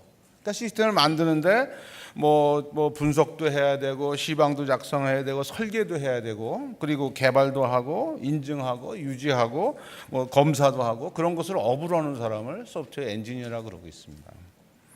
근데 우리나라에서는 계속 지금 개발만 얘기를 해요. 코딩만 얘기해요. 뭘 만들려면 왜 만드는가도 분석해야 되고 어떻게 만들까도 연구해야 되고 그런 거 아니겠습니까? 그런 거 하는 것이 소프트웨어 엔지니어입니다. 소프트웨어 엔지니어는 우선 코딩할 줄 알아야 되고요. 그 사람들이 계속 성장해서 이제 분석 설계자로 성장하기도 하고 또 한쪽으로는 커다란 소프트웨어 시스템을 만드는데 사업 관리자로 가기도 하고 그런 사람들이 CIO, 뭐 CEO 이런 식으로 성장을 합니다. 또 커다란 분류가 혁신가예요. 뭐 스티브 잡스나 빌 게이츠나 우리나라 김정주 같이 이런 식의 트랙으로 많이들 가고 있습니다. 왜 가는가는 제가 조금 이따 말씀을 드릴게요. 뭐 그리고 그것을 이제 지원하는 뭐 그룹이나 마케팅을 하거나 연구하는 이런 게 소수의 사람이 이렇게 이제 성장을 합니다. 이 분야의 그 직업이 참 재밌다 그래요. 그래서 어느 분이 이 래프팅 같다 그랬습니다. 그렇죠. 뭐 재밌어요. 돈 내고 탈 정도로 재밌고요. 그렇습니다. 근데 좀 위험도 하죠. 조금 빠져나가기도 하고 뭐 떨어지기도 하고 이런 일이 생기는 그런 분야입니다. 우리나라에서는 소프트 기술자라고 번역하는 것 같아요. 그래서 소프트 기술자라는 게 법에 되어 있습니다. 소프트 산업진흥법에 소프트 기술자란 국가 기술 자격법에 따라서 정보 처리 기사 자격증을 딴 사람을 말한다 이렇게 되어 있고요. 그다음에 자격증 안 따고 대학에서 공부한 사람도 이러이러한 공부한 사람은 기술자라고 그런다 이렇게 돼 있습니다. 그리고 그 법에는 등록을 하게 돼 있어요. 잘 모르시죠? 대부분 분들이 모르세요. 소프트웨어 기술자가 등록돼 신고하게 돼 있는 걸 잘 모르시는 것 같아요. 근데 우리 소프트웨어 개발자들은 원치 않습니다. 근데 정부에서는 신고하라 그래요. 왜 그런지 아세요? 정부에서 일을 시킬 때 얼마를 줄까를 결정하기 위해서 신고를 하라고 합니다. 얘는 몇 년짜리구나. 그러니까 얘는 얼마 줘야 되겠구나. 이렇게 하려고 신고를 지금까지 한 10여 년 해왔습니다. 소프트웨어 기술자 과연 몇 명이나 되는가? 글쎄 통계가 제대로 되어 있지가 않습니다. 제가 맡은 연구소가 이런 거를 해야 되는 연구소인데 2달 전에 설립됐습니다. 아직 자료가 별로 없습니다. 나이파에서 나온 자료는 73명이다 그러고 돼 있고 그중에 17만 명이 소프트웨어 산업 인력이다 그랬습니다. 소프트웨어 산업이 뭔지도 잘 모르겠는데 하여간 산업 인력이라고 돼 있고요. 그다음에 타 산업에 56만 명이 있다고 돼 있고 고용노동부에서는 소프트웨어 개발자가 10만 명, 웹 전문가가 2만 명, 데이터베이스 및 정보 시스템 개발자가 5만 7천 명 이런 식의 분류를 하고 합쳐서 한 15만 명이다라고 얘기를 하고 있습니다. 소프트웨어 산업협회에 아까 정부가 등록해라 그래가지고 등록되어 있는 기술자가 12만 명입니다. 근데 이 사람들은 주로 정부 일을 하려고 등록을 한 거예요. 정부 일을 안 할 사람은 등록 안 하죠. 저도 저 자신을 소프트웨어 엔지니어라고 생각하는데 거기 등록 안 했습니다. 교수 생활 30년 했는데 제가 등록할 이유가 하나도 없지 않습니까? 그죠? 정보 처리 기사라는 게 있어요. 지금까지 77년 이래 143명이 응시해가지고 51만 명이 합격을 했더라고요. 이거를 보기 위해서 전공이 필요 없습니다. 대학교 3학년만 되면 볼 수 있어요. 누구나. 합격률도 굉장히 좋아요. 그래서 51만 명이 합격을 했습니다. 그래서 이렇게 보면 한 51만 명이 있는 게 아닌가 이렇게 생각할 수도 있고, 물론 뭐 정보처리 기사 안 보고도 저도 안 봤습니다. 근데 저도 소프트웨어 엔지니어라고 그러고 있어요. 그러니까 이거 시험 안 보고도 이제 실제로 뭐 코딩도 잘하고 소프트웨어 개발 잘하는 사람들 분명히 있죠. 그러면 대학에서는 얼마나 배출되는가 하는 걸 한번 입학 통계를 한번 보면은 한 3만 3천 명 정도가 들어가는 것 같아요. 그래서 4년제 대학이 한 2만 명, 전문 대학이 1만 3천 명 이렇게 나오는데, 뭐 그 컴퓨터 공학이나 응용 소프트웨어 공학은 뭐 하는지 대강 알겠는데 정보통신공학이라는 게 뭐 하는지 하나도 모르겠어요. 거기가 10,000명 정도 나오면 됩니다. 대학이 10,000명, 전문 대학이 10,000명. 정보통신공학이라는 거 전 세계에 그런 학문은 없어요. 우리나라에서만 만든 거예요. 왜 그런지 아시죠? 하도 그동안 IT를 정보통신이라고 해석을 해서 그렇죠. 이 사람들 급여는 얼마나 받는가? 글쎄요, 굉장히 급여 낮다고 그러는데 막상 그 정부가 이렇게 조사한 자료에 의하면은 뭐 한 평균 524만 원, 이게 받아가는 게 아니라 그 정부가 일을 시킬 때 1인당 524만 원을 준다는 그런 뜻으로 해석해야 될 것 같습니다. 그러니까 받아가는 건 그보다 좀 적겠죠. 한 400만 원 정도 받아가는 것 같고요. 그래서 미국서의 평균은 한 9만 불 정도 받는 걸로 되어 있습니다. 그리고 뭐 글라스도 가보니까 거기 그 잘 받는 데는 한 16만 불 정도, 평균이 16만 불입니다. 그러니까 상당히 잘 받는 그런 급여로 되어 있고요. 우리나라 소프트 기술자는 어디에서 이러는가, 어디에서 이러는 사람, 일을 하나 하는 걸 보면은 이 여기 있는 그 도표가 우리나라에 그래서 나온 공식적으로 나온 그 소프트웨어 산업의 영역별 그 규모입니다.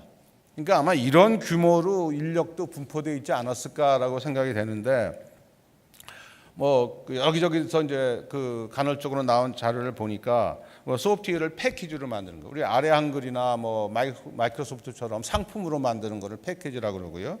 그다음에 IT 서비스는 용역으로 이게 개발해 주는 뭐 그런 거를 IT 서비스라고 그러고, 거기에 뭐 한 데이터는 13만 명이다 그러고 한 데이터는 5만 3천 명이다 그러니까 어느 게 맞는지 잘 모르겠고요. 13만 명은 아닐 것 같습니다. 그렇게 많은 인력이 거기에 갔을 리가 없어요. 이렇게 열악한 환경에 그 많은 사람이 가서 이럴 리가 없다고 생각합니다. 그 다음에 인터넷 서비스를 하는 뭐 네이버, 다음, 카카오 이런 데가 뭐 정확한 자료는 없는데 그 네이버가 3,600명이 직원이니까 그 중에 한 2,000명 정도가 개발자가 아닐까 이렇게 생각하고요. 뭐 인베디드에는 2만 명이라고 통계가 나와 있는데 뭐 삼성전자에서 나온 자료 보니까 소프트웨어 직군이 2만 명이다 이렇게 자기네 주장을 합니다. 그렇다면 이게 그 삼성전자에 있는 엔지니어가 대부분이 아마 인베디드 소프트웨어일 겁니다. 제품에 들어가는 소프트웨어를 만드는 소프트웨어이고요. 그다음에 또 한편에서는 게임 산업이 우리나라 잘하고 있는 건 분명한 것 같은데 게임 산업이 10만 명이 있다고 통계 자료가 나와 있습니다. 이 좋은 좀 더 정확한 그 통계를 위해서 저희 연구소가 지금 존재하고 있는 이유입니다. 조금만 기다리시면 좋은 자료 만들어 드리겠습니다. 우리 소프트웨어 엔지니어들이 대접을 제대로 받는가? 제 제자가 그린 그림이에요. 그 새벽에 그 노동시장 가서 그 근로자 몇 사람, 야 미쟁이 2명 타 그러면 데려가는 거 똑같이 그런 식으로 이제 그림을 그렸습니다. 야 자바 할 줄 아는 애 2명 타, 그래서 데려가서 코딩 시키는 겁니다. 글쎄요, 미쟁이가 건축가입니까? 벽돌 쌓는다고 집을 설계할 수 있을까요? 코딩한다고 소프트웨어 엔지니어인가요? 아니죠. 코딩은 누구나 해야 되는 거예요. 아까 얘기했듯이 전 국민이 5살부터 배우는 게 코딩이고 누구나 해야 되는 거고 우리나라만 못하는 거죠. 그래서 소프트웨어 엔지니어는 다른 능력이 많이 필요하다라는 걸 말씀드리겠고요.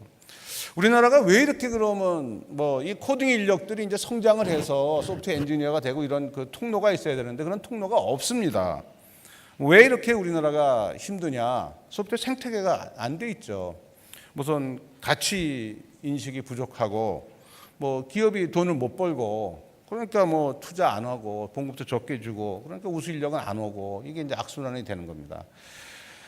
최근에 삼성경제연구소에서 나온 보고서 보면은 인력 소프트웨어 인재 악순환 사이클을 얘기를 하고 있습니다.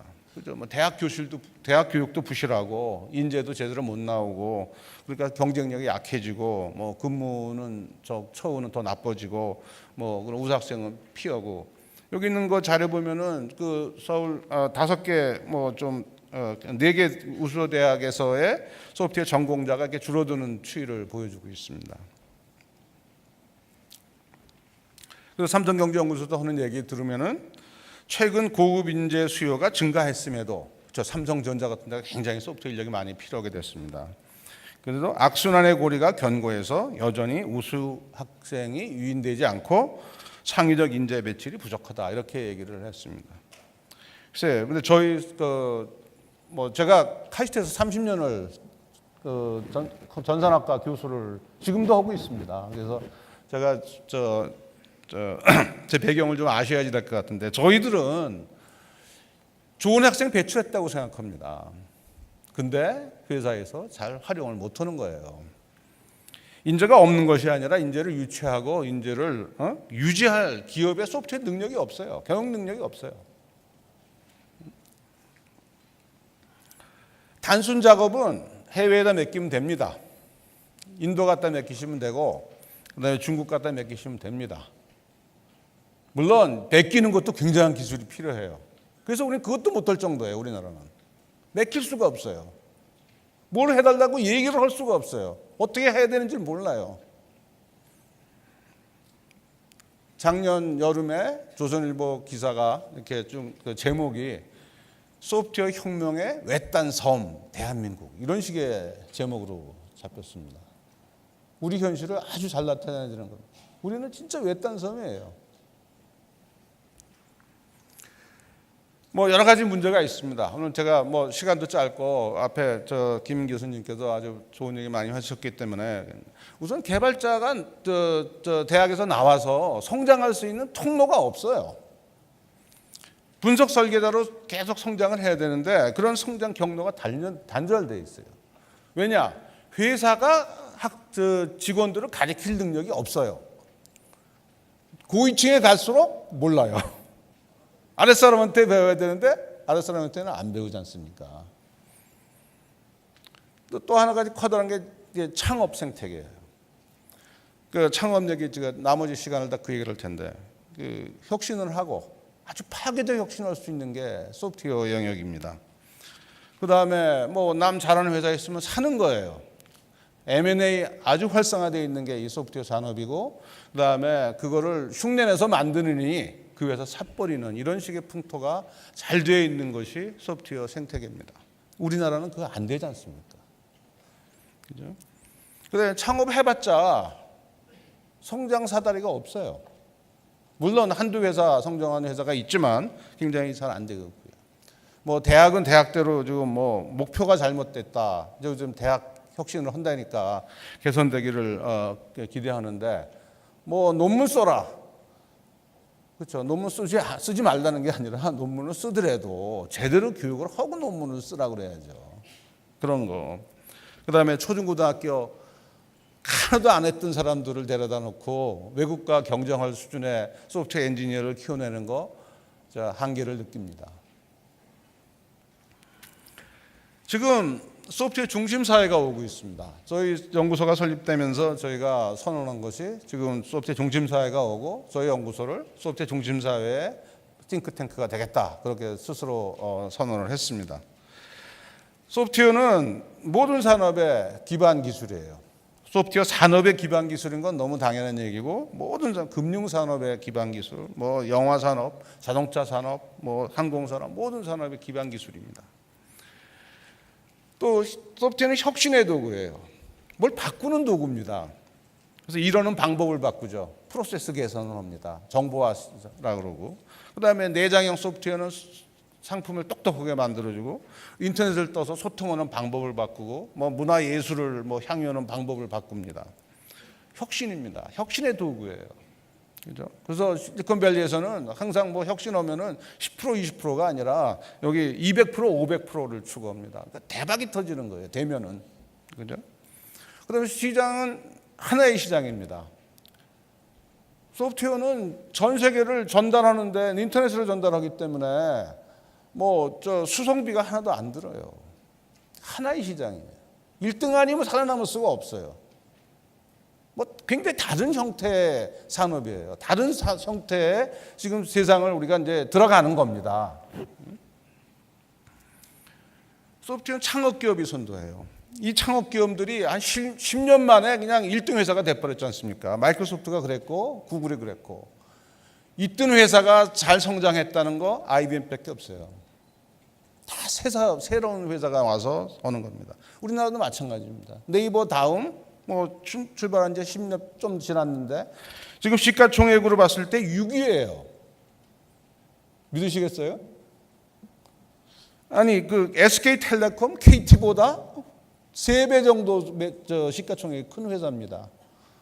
저는 우리나라 신문들이 아니 KT 회장 뭐 어느 사람 구하는데 왜 그렇게 열심히 뭐 며칠씩 얘기를 하면서 일면에 실어주는지 모르겠어요. 그거 별거 아닌 회사예요.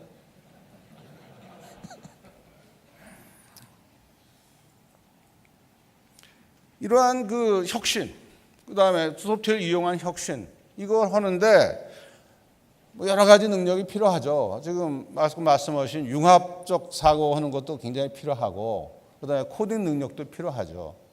그것만 갖고 됐을까요? 저는 아니라고 생각합니다. 충실한 소프트웨어 기초가 필요하고요. 그거는 공부해야 돼요. 여기 와 있는 사람들 다 아시는 분들이죠. 여기 나와 있는 분들, 뭐 아마존 창업자, 구글 창업자, 뭐 마이크로소프트 창업자, 뭐 야후 창업자들 다들 다 컴퓨터 사이언티스트예요. 우리나라에서도 뭐 네이버 한 사람, 뭐 이 김택진, 뭐 다 컴퓨터 공부한 사람들이에요. 소프트웨어 엔지니어예요. 제대로 공부한 사람들입니다. 이 사람들이 이런 창업을 하는 겁니다. 그래서 소프트웨어 엔지니어는 전 세계적으로 무척 모자라요. 전쟁이에요. 글로벌 전쟁이에요. 미국 자료 보면은 뭐 저 2.4배, 그러니까 2.4배가 필요하다. 도저히 공급을 못하는 겁니다. 유럽에서는 뭐 480만 명이 2018년까지 필요하다. 뭐 이런 식의 자료들이 나오고 있습니다. 얼마나 신뢰가 있는지 모르겠지만. 삼성전자도 지금 4만 명 소프트웨어 엔지니어가 데리고 있다고 그러는데 그중에 반이 외국 사람. 특히 이제 전 카이스트에 있다 보니까 저희 학생들, 여기 기업에 오신 분들 때 죄송합니다만 아마 여러분들 카이스트 나온 제대로 된 소프트웨어 엔지니어 구경도 못 해봤을 겁니다. 얼마 나오지도 않지만 그거 다 외국 가요. 구글에서 그냥 그 졸업 때쯤 되면은 비행기표 보내주고 면접 오라 그러고 면접 갔다 오면 그냥 다 데려가요.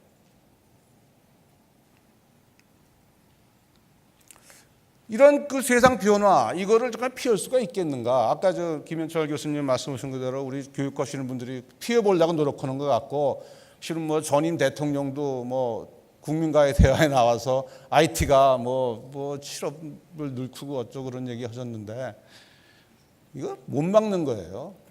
우리가 막을 수 있으면 막고 그냥 개기면서 살면 되는데, 그렇게 살 수가 없어요. 어쩔 수 없이 이거 부닥칠 수밖에 없는 겁니다. 지금 외국에서는 그 카네기 멜론 대학에서 이제 그 컴퓨터 스쿨 오브 컴퓨팅을 지원하는 학생 수를 보여주는 그래프입니다. 우리 닷컴 버블 때 많은 학생이 몰려온 거 다 아는 건데 지금 그거의 2배 정도 학생들이 몰려오고 있어요.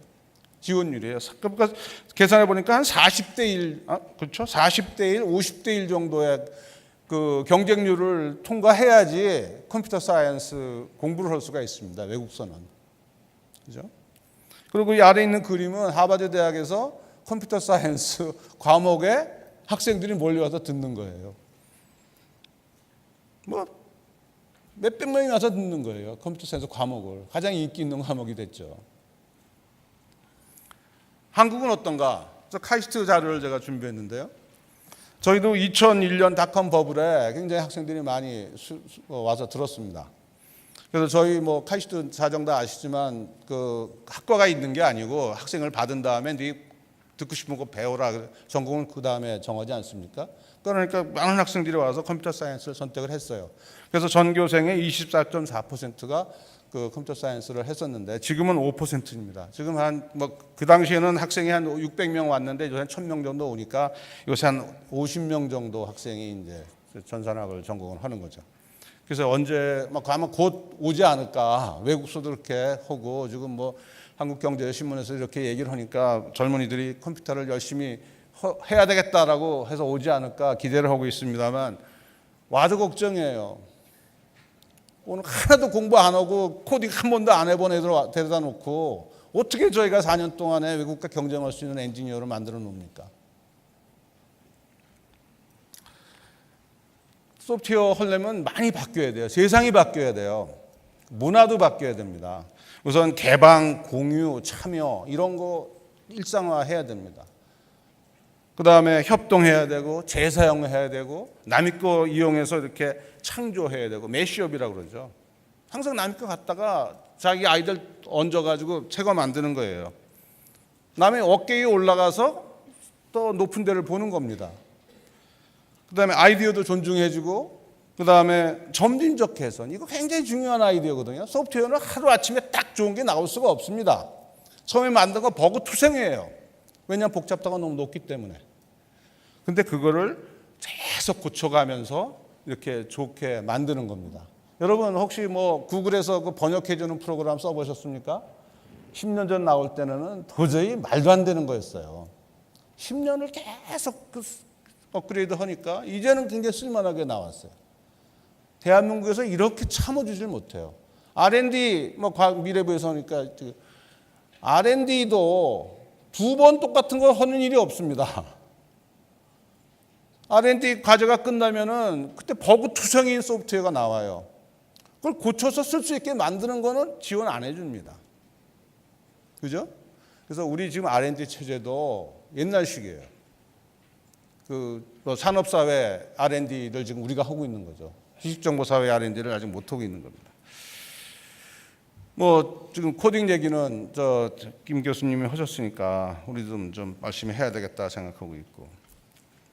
컴퓨터 과학 교과 과정이 뭐를 가르치고 뭐를 배우는 건가 대부분 분들이 모르시기 때문에 제가 최근에 나온 지난 연말에 나온 그 교과과정 그 ACM ITP에서 나온 그 교과과정 레커멘데이션 거기에 잠깐 설명을 드리겠습니다.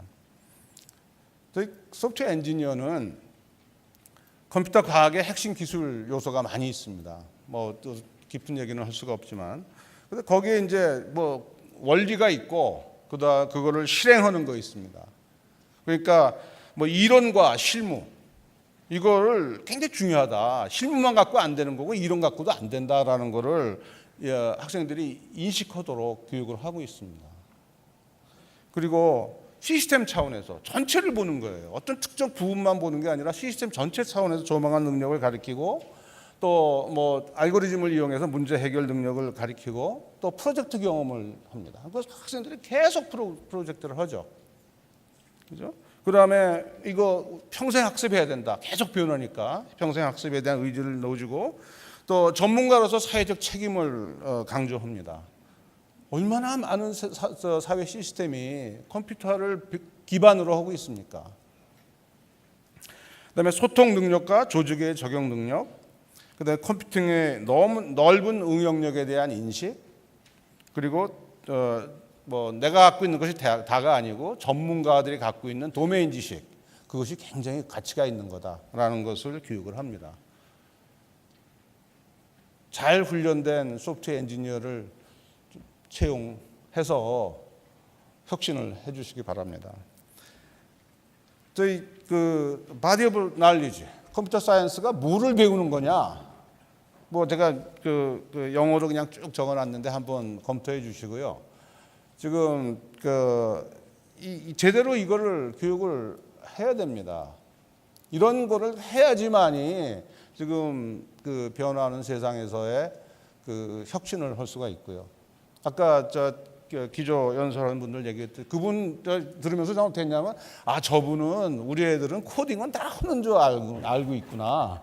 그러니까 그 다음 거 데이터 사이언티스트로 하라 그러는구나라고 저는 생각이 들더라고요. 근데 불행하게도 우리는 코딩도 안 하고 있습니다. 네, 변화 지금 굉장히 오고 있습니다. 굉장히 빠른 속도로 오고 있습니다. 우리 이거 보고 변해야 되는데 우리가 이렇게 꾸물꾸물대면은 우리 100년 전에 우리가 변화를 못해서 나라를 잃어버렸지 않았습니까? 저는 지금 이 시점에 우리가 꾸물꾸물대면은 또 한 번 커다란 어려움을 겪을 것 같다는 두려움에 쌓여 있는 사람입니다. 감사합니다.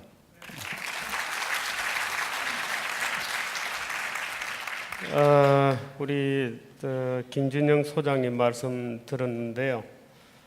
저도 직업상 수없이 많은 세미나와 포럼과 공청회와 토론회를 다닙니다마는 저희 신문에서 주최자의 일원으로서가 아니고 오늘 너무 재미있어서 좋을 시간도 없는 것 같습니다. 너무 재미있고 가슴을 파고드는 얘기여서 아주 저도 공부를 오늘 세게 하고 있습니다. 그런데 김 소장님 말씀 들으니까 지금 소프트웨어 정책연구소가 생긴 지가 얼마 안 된 것 같습니다. 그 처음 생긴 건가요?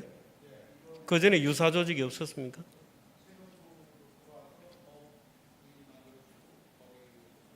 네, 그렇군요. 저도 그 말씀 듣고 깜짝 놀랐고요. 자, 이제 마지막 발제입니다. 생명과학 및 의학 분야에서 소프트웨어의 필요성. 천종식 교수님을 모시겠습니다. 박수로 맞아주십시오. 저는 서울대 생명과학부 자연과학대학에 있고요. 15년 정도 학생들을 기초과학 분야를 가르쳐 왔습니다. 그리고 4년 전쯤에는 오늘 제가 말씀드리는 이런 내용으로 기술로 저희가 창업을 했고요. 지금 천랩이라는 회사는 학교 안에 있습니다. 직원은 35명쯤 되고 열심히 이제 이쪽에서 좋은 성과를 내기 위해서 노력하고 있고요. 요거 읽어보실 수 있겠죠. 읽으실 수 있을 것 같은데 마틴 루터 킹의 이제 유명한 연설이거든요. 분명히 보시면 읽으실 수 있을 테니까 아주 이거보다 훨씬 쉬운 언어로 되어 있는 걸 제가 보여드릴게요. 4자, 알파벳이 4자밖에 없는 언어입니다. 자, 요거 좀 읽어주시면 좋을 것 같은데 어떤 뜻인가요? 잘 못 읽으실 것 같으면 이렇게 눈을 좀 비비시고 좀 정확히 좀 이렇게 집중해서 제가 1시간쯤 드리면 읽으실 수 있어요. 혹시 읽으실 수 있는 분 없으세요? 네. 천만다행입니다. 제가 계속 밥 벌어먹고 살 수 있을 것 같은데 이거는 여러분들 몸속에 있는 30억 개의 ACGT로 이루어져 있는 여러분들 게놈 정보의 일부예요. 근데 뭔지는 모르시겠죠. 요거를 이제 제가 뭔지를 알려서 드리면은 제가 이제 밥 벌어먹고 살 수 있는 건데 만약에 중간에 A가 T로 바뀐 사람이 있습니다. 그러면은 이 사람은 어떻게 될까요? 이 유전자는 치매하고 관련 있는 유전자예요. 아포2란 유전자인데 이게 만약에 하나라도 바뀌어 있으면 30억 개 중에 하나라도 바뀌어 있으면 그 사람은 40세 이후에 80%의 확률로 치매가 발생합니다. 알고 싶으세요? 알고 싶지 않으세요? 여러 가지 이슈가 있는 문제지만 이런 유전자 정보를 예전에는 쉽게 밝히지 못했는데 이제는 쉽게 밝힐 수가 있습니다. 그래서 안젤리나 졸리가 최근에 이런 지네틱 테스트를 해서 자기 유방 2개를 미리 절제했죠. 유방암 걸릴 확률이 굉장히 높기 때문에. 힐링 캠프 혹시 보신 분들 있는지 모르겠는데 이동우 씨, 개그맨 이동우 씨의 슬픈 사연이 있는데 이분도 앓고 있는 질병이 결국 유전질환입니다. 그래서 유전질환은 우리 몸에 있는 유전자가 결국 우리를 결정하는 중요한 인자인데 이 암, 천식, 당뇨 이런 질환뿐만 아니고 신종플루, 에이즈, 폐렴, 결핵 같은 감염증 이런 것들이 다 이런 유전자 정보를 통해서 우리가 그걸 잘 이해한다면은 다 이제 정복하고 할 수 있는 그런 질병이고요. 바이러스, 세균, 식물, 동물 여러분 똑같이 ACGT로 되어 있습니다. 정보가. 그래서 일단 컴퓨터로 들어오면 이게 바이러스, 대장균인지 사람인지 저희 같은 연구자들은 크게 신경 안 씁니다. 일단 컴퓨터 안에서는 똑같이 다뤄지고 있는 거죠. 그래서 이 생명과학에서 이제 이 IT 소프트웨어하고 연결되는 분야를 우리가 생물정보학이라고 합니다. 바이오인포메틱스. 그래서 제가 공부하고 있는 분야가 이 분야고 제 회사가 지금 하고 있는 분야가 이 분야입니다. 그럼 그 전에 바이오 데이터는요. 여기 왼쪽에 보이시는 그림을 보시면은 거의 생물학의 모든 논문을 보시면 이런 그림이 나와요. 예. 데이터가 아날로그입니다. 그냥 이렇게 사진을 찍어가지고 대학원생들이 열심히 이걸 만들어요. 기계에 넣고 뭐를 만들어가지고 섞고 만들고 해서 데이터 사이즈도 작고요. 데이터 분석도 굉장히 간단합니다. 거의 컴퓨터를 쓸 일이 없는 거죠. 하지만 이게 이제 바뀐 게 2007년부터 획기적인 장비들이 나옵니다. 이제 저희가 이걸 넥스트 제너레이션 DNA 시퀀싱, 그러니까 차세대의 DNA 해독 장치 이렇게 보시면 되고요. 지금 나와 있는 한 대의 장비가 요 전 세대의 장비 6만 대분의 데이터를 만들어내고 있습니다. 얼마나 큰 이노베이션인지 보실 수가 있고요. 인간 게놈 프로젝트가 첫 번째가 2000년경에 이제 3조 원이 들었습니다. 지금은 300만 원에 하실 수가 있어요. 여러분들 이제 올해 말쯤 되면은 3조 원이 300만 원 됐죠. 그렇죠? 엄청난 속도로 이게 떨어지는 겁니다. 이런 유전자 데이터가 데이터베이스에 쌓이는 걸 보시면 지금 아마 천장을 제가 뚫고 이렇게 쭉 그림을 그려야 될 정도로 엄청난 속도로 증가하고 있고요.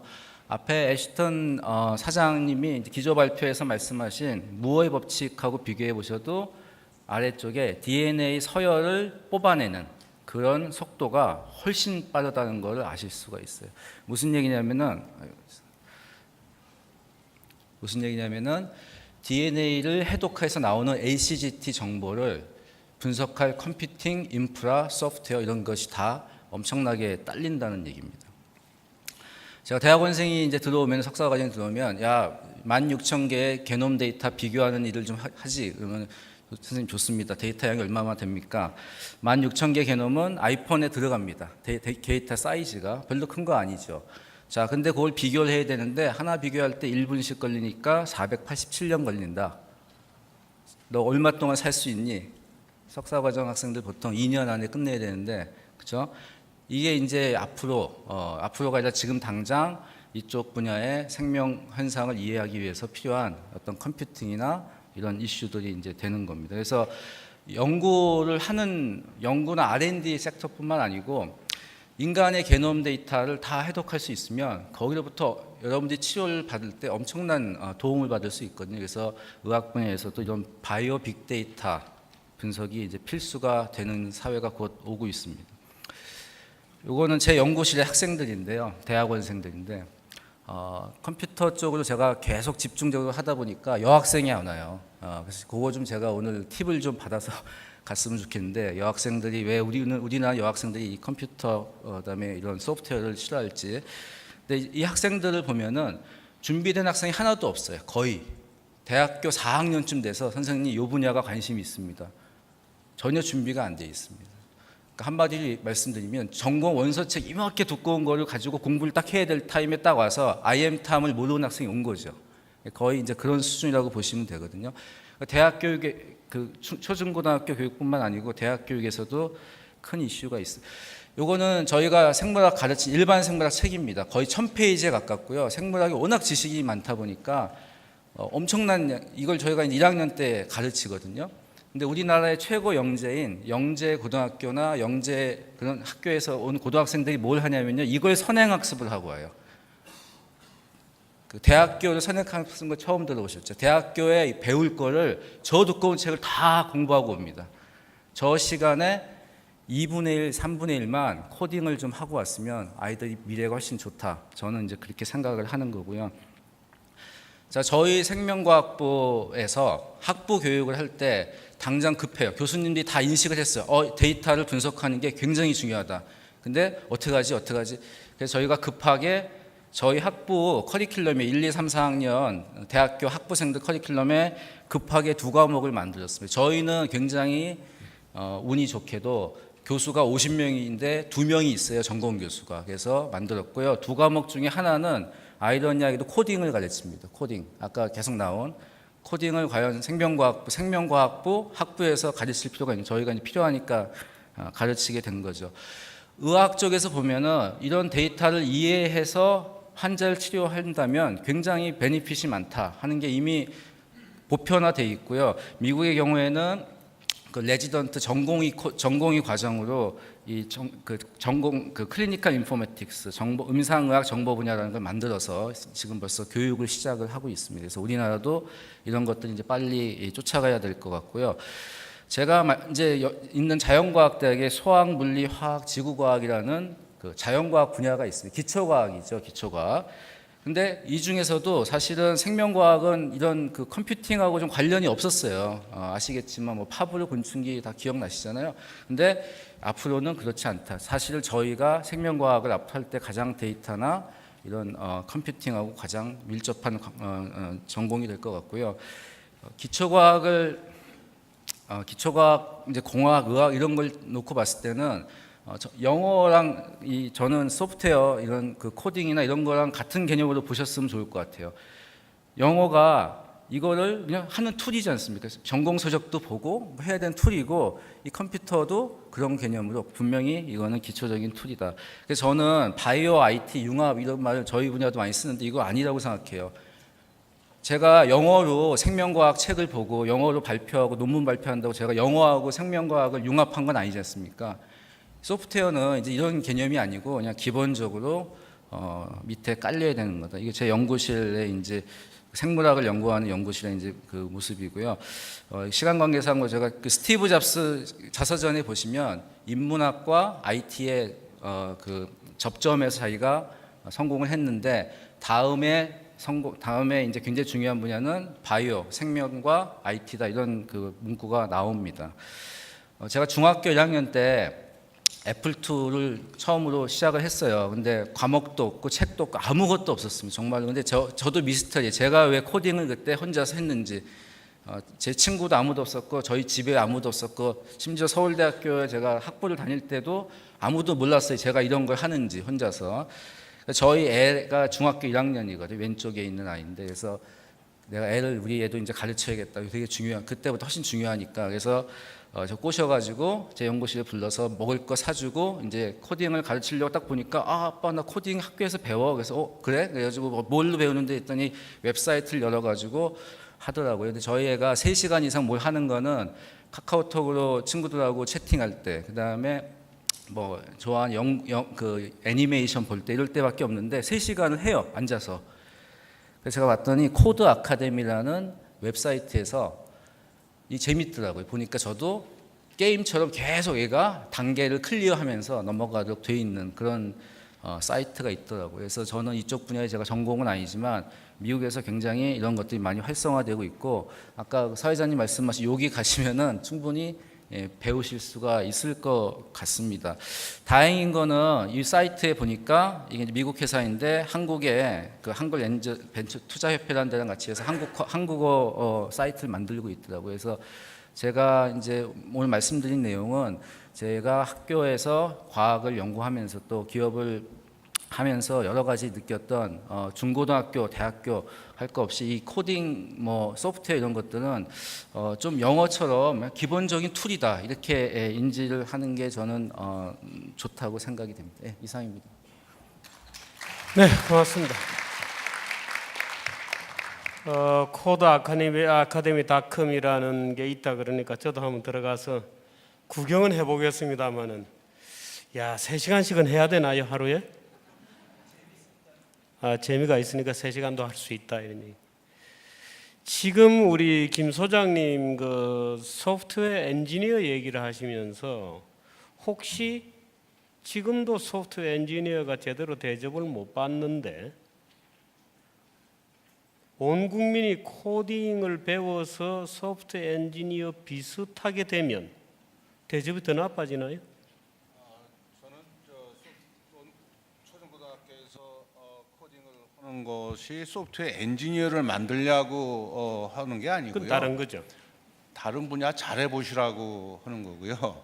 그 중에 진짜 뛰어난 사람들은 소프트웨어 엔지니어가 돼서 혁신도 하고 창업해서 큰 돈도 벌고 그다음에 뭐 글로벌에서 성공하고 이런 인재를 키워야 된다 그런 걸 주장하는 사람입니다. 그러니까 예. 국내에서 거기서 국내에만 있으라고 소프트웨어 엔지니어 키울 필요 없다고 생각하고요. 예. 글로벌로 가셔야 됩니다. 여기 뭐 카카오도 뭐 고객이 국외에 더 많거든요. 그렇죠. 예. 예, 뭐 네이버도 그렇고. 그러니까 지금 우리가 이 시점에서 생각할 거는 글로벌이라는 거 키워드 우리 한 20년 전에 뭐 세계화라는 얘기를 했는데 그게 지금 이제는 몸에 와 있어요. 그때는 구호였지만 지금은 와 있어요. 예. 절대 우리 학생들 한국서 취업하려는 생각 안 합니다. 예, 그렇군요.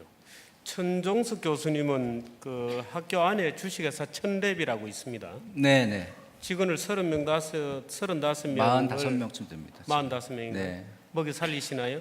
네? 먹여 살리세요?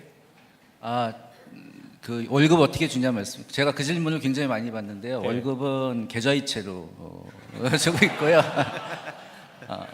저희는 이제 소프트웨어 아까 말씀드린 그런 글로벌 리드가 있기 때문에 그걸 좀 제가 먼저 생각해서 창업을 했는데 굉장히 소프트웨어를 만들어서 판다는 게 굉장히 힘들더라고요. 그래서 제가 예. 그 소프트웨어를 전공하신 교수님들 그런 점에서 굉장히 문제점이 많다는 걸 공감을 하고요. 저희도 예를 들면 대기업하고 얘기할 때는 어떤 가치가 그냥 기술자 중급, 상급, 뭐 기술자 곱하기 얼마 이렇게 딱 이런 식으로 나오니까 저도 깜짝 놀랐어요. 그렇게 어프로치가 되는 걸 보고 그래서 일단은 그리고 단순 작업 시간 계산하듯이 하는 거군요. 네. 그래서 모든 그 예를 들면 어떤 IT 서비스를 받게 되면은 그 서비스를 하는 필요한 사람이 누구냐? 그럼 걔네들은 상급이냐 하급이냐 그걸 받아가지고 곱하기로 해서 딱 이렇게 하더라고요. 예, 그래서 외국에는 아마 그런 예가 없을 것 같은데. 예. 그러니까 천랩에서는 주로 어떤 일을 합니까? 그러니까 저희- 지놈 시퀀싱을 네, 주로 저희는 소프트웨어 개발하고 있고요. 그다음에 예. 그걸 이제 서비스로 하고 있고. 예, 그러니까 그런 고객은 주로 누가 됩니까? 고객은 일단 지금 연구자들이 많고요. 예, 이제 각 국내에서 병원들도 이제- 해당이 됩니까? 예. 외국에도 이제 고객이 좀 생기고 있습니다. 우리 저 김현철 회장님은 아까 주로 영국 교육 이런 거 쭉 시작하시고 코딩 교육이 올 9월 달부터는 의무 교육이 된다고 얘기하시잖아요. 네, 맞습니다. 근데 영국은 준비 없이 갑자기 됐나요? 뭐 준비가 아니요. 쭉 있었을 거 아니에요. 한 5년 전부터 준비가 됐고요. 그 동안에 이제 보고서가 3개가 나왔고 그거가 이제 보고서에 기반해서 이제 시작을 하고 있는 거예요. 교육 인력은 어떻게 됩니까? 예를 들면 교사가 있어야 될 거 아니에요. 교사도 문제가 있는데 아까 그 코드 아카데미 말씀을 하셨는데 코드 아카데미가 굉장히 많은 이제 코딩 교육에 대한 컨텐츠를 가지고 있는 미국 회사거든요. 예. 그래서 제가 그때 영국에 갔을 때 코드 아카데미 사장이랑 거기서 많이 왔어요. 그래서 같이 회의를 했는데 그쪽에서 이제 그런 외부에 있는 교육 컨텐츠를 지원받아서 교사 연수를 올해부터 지난 1월 때부터 하고 있습니다. 그래서 교사를 새로 뽑진 않고요. 기존에 이제 ICT를 가르치던 교사들도 있고 또 테크놀로지 교사들도 있고 기술 교사들도 있고 예. 또 기존에 뭐 그 정보 교사들도 있기 때문에 연수를 지금 하고 연수 방식은 그때 코드 아카데미에서 얘기한 거는 400명 연수를 집중하고 400명이 또 다른 400명 가르치고 또 다른 400명 가르치고 이런 식으로 이제 계획을 잡고 있습니다. 지금 그러니까 진행 중에 지금 이제 의무 교육으로 하면서 교사들 교육도 같이 해나가는. 그럼요. 예. 그게 지금 제일 큰 문제 중에 한국은 그게 하나입니다. 준비가 좀 돼 있습니까? 한국은 지금 아까 말씀드렸듯이 정보교과가 신설이 되는 게 아니고 기존에 있었는데요. 예. 그리고 15년 전에는 85%가 선택을 할 정도로 많이 있었기 때문에 지금 컴퓨터 교과로 나가 있는 교사가 4,000명 있습니다. 이미. 근데 최근에 안 가르치니까 그 중에 2,000명 정도가 뭐 다른 보건이나 뭐 진로나 이런 교사로 전환을 교육청에서 예. 시켰고 지금 한 2,000명 정도 남아 있습니다. 나가 있는 교사도 다른 일 하고 있군요 지금. 네네. 2,000명이. 예. 지금 소프트웨어 전문 인력이라고 하는 것하고 코딩이라고 하는 것은 다른 영역입니다. 다른 게 아니라 네. 그 전문 인력은 코딩을 굉장히 기본- 잘하는 사람들이죠. 기본적으로 깔려 있는 그렇죠? 거죠. 기초로 하고 잘하는 사람들이고 지금 초등고등학교에서 그 교사가 이제 좀 모자라는 거는 분명하고요. 그러니까 예. 저 사범대학에서 계속 양성을 해야 되지만 급하다 그러면은 우리가 그 개발자들을 좀 예. 훈련을 좀 시켜서 속성으로 이렇게 교사로 양성할 수도 있습니다. 지금 개발자라는 이름으로 되어 있는 사람들이 소위 이제 등록이 되어 있고 아까 얘기하셨던 예. 이제 그런 인력은 충분히 있는 1년에 한 뭐 대학에서 3만 명 정도가 졸업을 하니까 거죠. 예. 근데 그 사람들이 제대로 된 직업을 잘 못 잡으니까 그걸 잘 좀 훈련을 시키면은 초중고등학교 교사로도 예. 활용할 수가 있겠다고 생각합니다. 그럼 지금 우리가 이제 준비를 해서 만일에 교육부에서 사회적 합의를 끌어낸다면 실질적으로 그게 초등, 중등의 교과 과정이 만들어지는 데까지는 시간이 얼마나 걸립니까? 결심이 있고 난 다음에 뭐 1년, 2년 정도 시간이 걸립니까? 지금 이제 교육부의 일정이요. 내년 2015년 이제 국가 교육 과정이 새로 만들어집니다. 예. 그래서 교육 과정이 만들어지면은 실시는 3년 후부터 실시가 됩니다. 그렇군요. 3년 후부터 중학교부터 실시가 되거든요. 그러니까 그 교육 과정이 일단 들어가야 되는군요. 네네. 거기에 지금 넣었는데 7월 달에 아마 주요 사항들이 결정이 됩니다. 이번 7월 달에요. 다음 머리띠 준비하셨어요? 머리띠 준비를 준비할까요? 하고 싸워야 그냥 잘 안 됩니다. 그게. 예, 근데 더 세게 준비하시는 분들이 많다고 교육부에서 저한테 얘기를 하더라고요. 예. 그 뭐 지금 그렇게 싸우기 위해서 뭐 지리 교사, 뭐 사회과 교사, 뭐 전부 머리띠를 엄청 좀 준비를 하고 있기 때문에 거기에 코딩까지 들어가려면 이건 뭐 굉장한 싸움인데요. 저는 개인적으로 교육 과정이 어떤 이익 집단이 머리띠 두르고 목소리 크게 낸다고 해서 받아들여주고 그렇게 되면 나라가 망한다고 저는 생각을 합니다. 사실은요. 그게 상식적이고 긍정적인 합의하에서 여론에 의해서 그 결정이 돼야지 목소리 크게 낸다고 받아주고 뭐 목소리 크게 안 낸다고 심화 교육 과목으로 지들끼리 밀어내고 이런 식으로 여태까지 진행이 되었었거든요. 사실. 예. 근데 밖에서 이제 공부해 저는 교과부에 교육부에 몇 번 거의를 해봤거든요. 그래서 미리부터 위로를 좀 드리고 싶고 지금 좀 잘 진행되고 있습니다. 사실은. 여간 결심으로 하면 안 됩니다. 근데 왜냐하면 저희 신문에서 코딩 교육 인력이 필요하다고 벌써 몇 번 시리즈를 썼잖아요. 그러니까 이제 저쪽은 이제 벌써 이제 전운이 감돌고 있는 겁니다. 치고 들어온다고 느끼니까 그렇습니다. 저희들은 그걸 느끼거든요. 벌써 이제 그렇습니다. 지금 카카오는 어떻습니까? 역시 이제 전문 인력들이 엄청나게 필요한 회사지 않습니까? 네. 예를 들어 실제로 카카오가 요구하는 어떤 기업의 목표가 있을 거고 거기에 소프트웨어 전문 인력이나 또는 말하자면 기초적인 코딩 인력이라는 것은 웃기는 얘기지만 그런 어떤 전문가들의 조달이라든지 이런 것은 비교적 괜찮은가요? 많이 부족하고요. 그것도 삼성이 다 가져갑니까? 뭐 꼭 뭐 특정 기업보다는 이제 절대적인 수가 부족한 것 같아요. 그래서 저희도 절대수가. 굉장히 뛰어난 소프트웨어 엔지니어들이 많이 필요한데 그걸 일일이 한 명씩 이렇게 꼬셔서 데리고 올라다 보니까 너무 힘들어서 저희가 이제 다음하고 합병한 이후도 굉장히 좋은 퀄리티의 다량의 소프트웨어 엔지니어들을 한꺼번에 확보할 수 있는 굉장히 좋은 방법이었기 때문에 그 방법을 택했고요. 그 다음에는 좀 말하자면 구축이 되어 있군요. 예, 그럼요. 아까도 김진영 교수님 그 차트 보여주셨지만은 저희가 직원 600명 중에 한 300명의 소프트웨어 엔지니어들을 갖고 있는데 다음은 전체 직원 한 2,500명 중에 한 800명, 900명이 소프트웨어 엔지니어들이라서 저희가 뭐 아무리 노력을 해도 그 짧은 기간에 그렇게 많은 엔지니어들을 확보를 할 수가 없어서 그렇게 지금 예를 들어서 미국의 소프트웨어 전문 말하자면 뭐 페이스북도 그렇고 뭐 애플도 뭐 마찬가지고 아마존 같은 데도 예를 들어 구글 같은 경우는 과연 구글 천하가 올 거냐 뭐 이제 이런 얘기도 우리가 늘 질문을 하지 않습니까?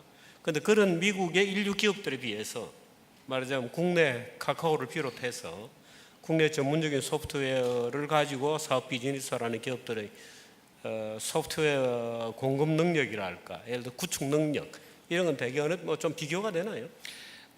두 가지 말씀을 드릴게요. 하나는 미국도 소프트웨어 엔지니어가 부족을 해가지고 그렇군요. 인도에서 특히 사람들을 많이 데려오고 있고 그 실리콘밸리에서 VC들 투자할 때 약간 좀 우스갯소리로 그 투자를 할지 말지 회사가 결정을 할 때 그 회사의 CTO가 인도계 사람이냐 아니냐를 본대요. 그래서 인도계 사람이면은 인도에서 좋은 사람, 좋은 소프트웨어 엔지니어들 많이 데려올 수 있겠구나 하고 가산점이 붙고요. 저도 깜짝 놀란 게 그 실리콘밸리에 제가 저녁에 한번 배가 고파가지고 거기 그 슈퍼마켓에 들어갔어요. 근데 저녁 한 8시였는데 전부 다 인도 사람들이에요. 전부 다 인도 사람들. 깜짝 놀랐어요. 저 그렇습니까? 인도 사람들 많다는 얘기는 들었지만은 그렇게까지 많은지 몰랐고. 식당이 약간 어두웠겠습니다. 그래서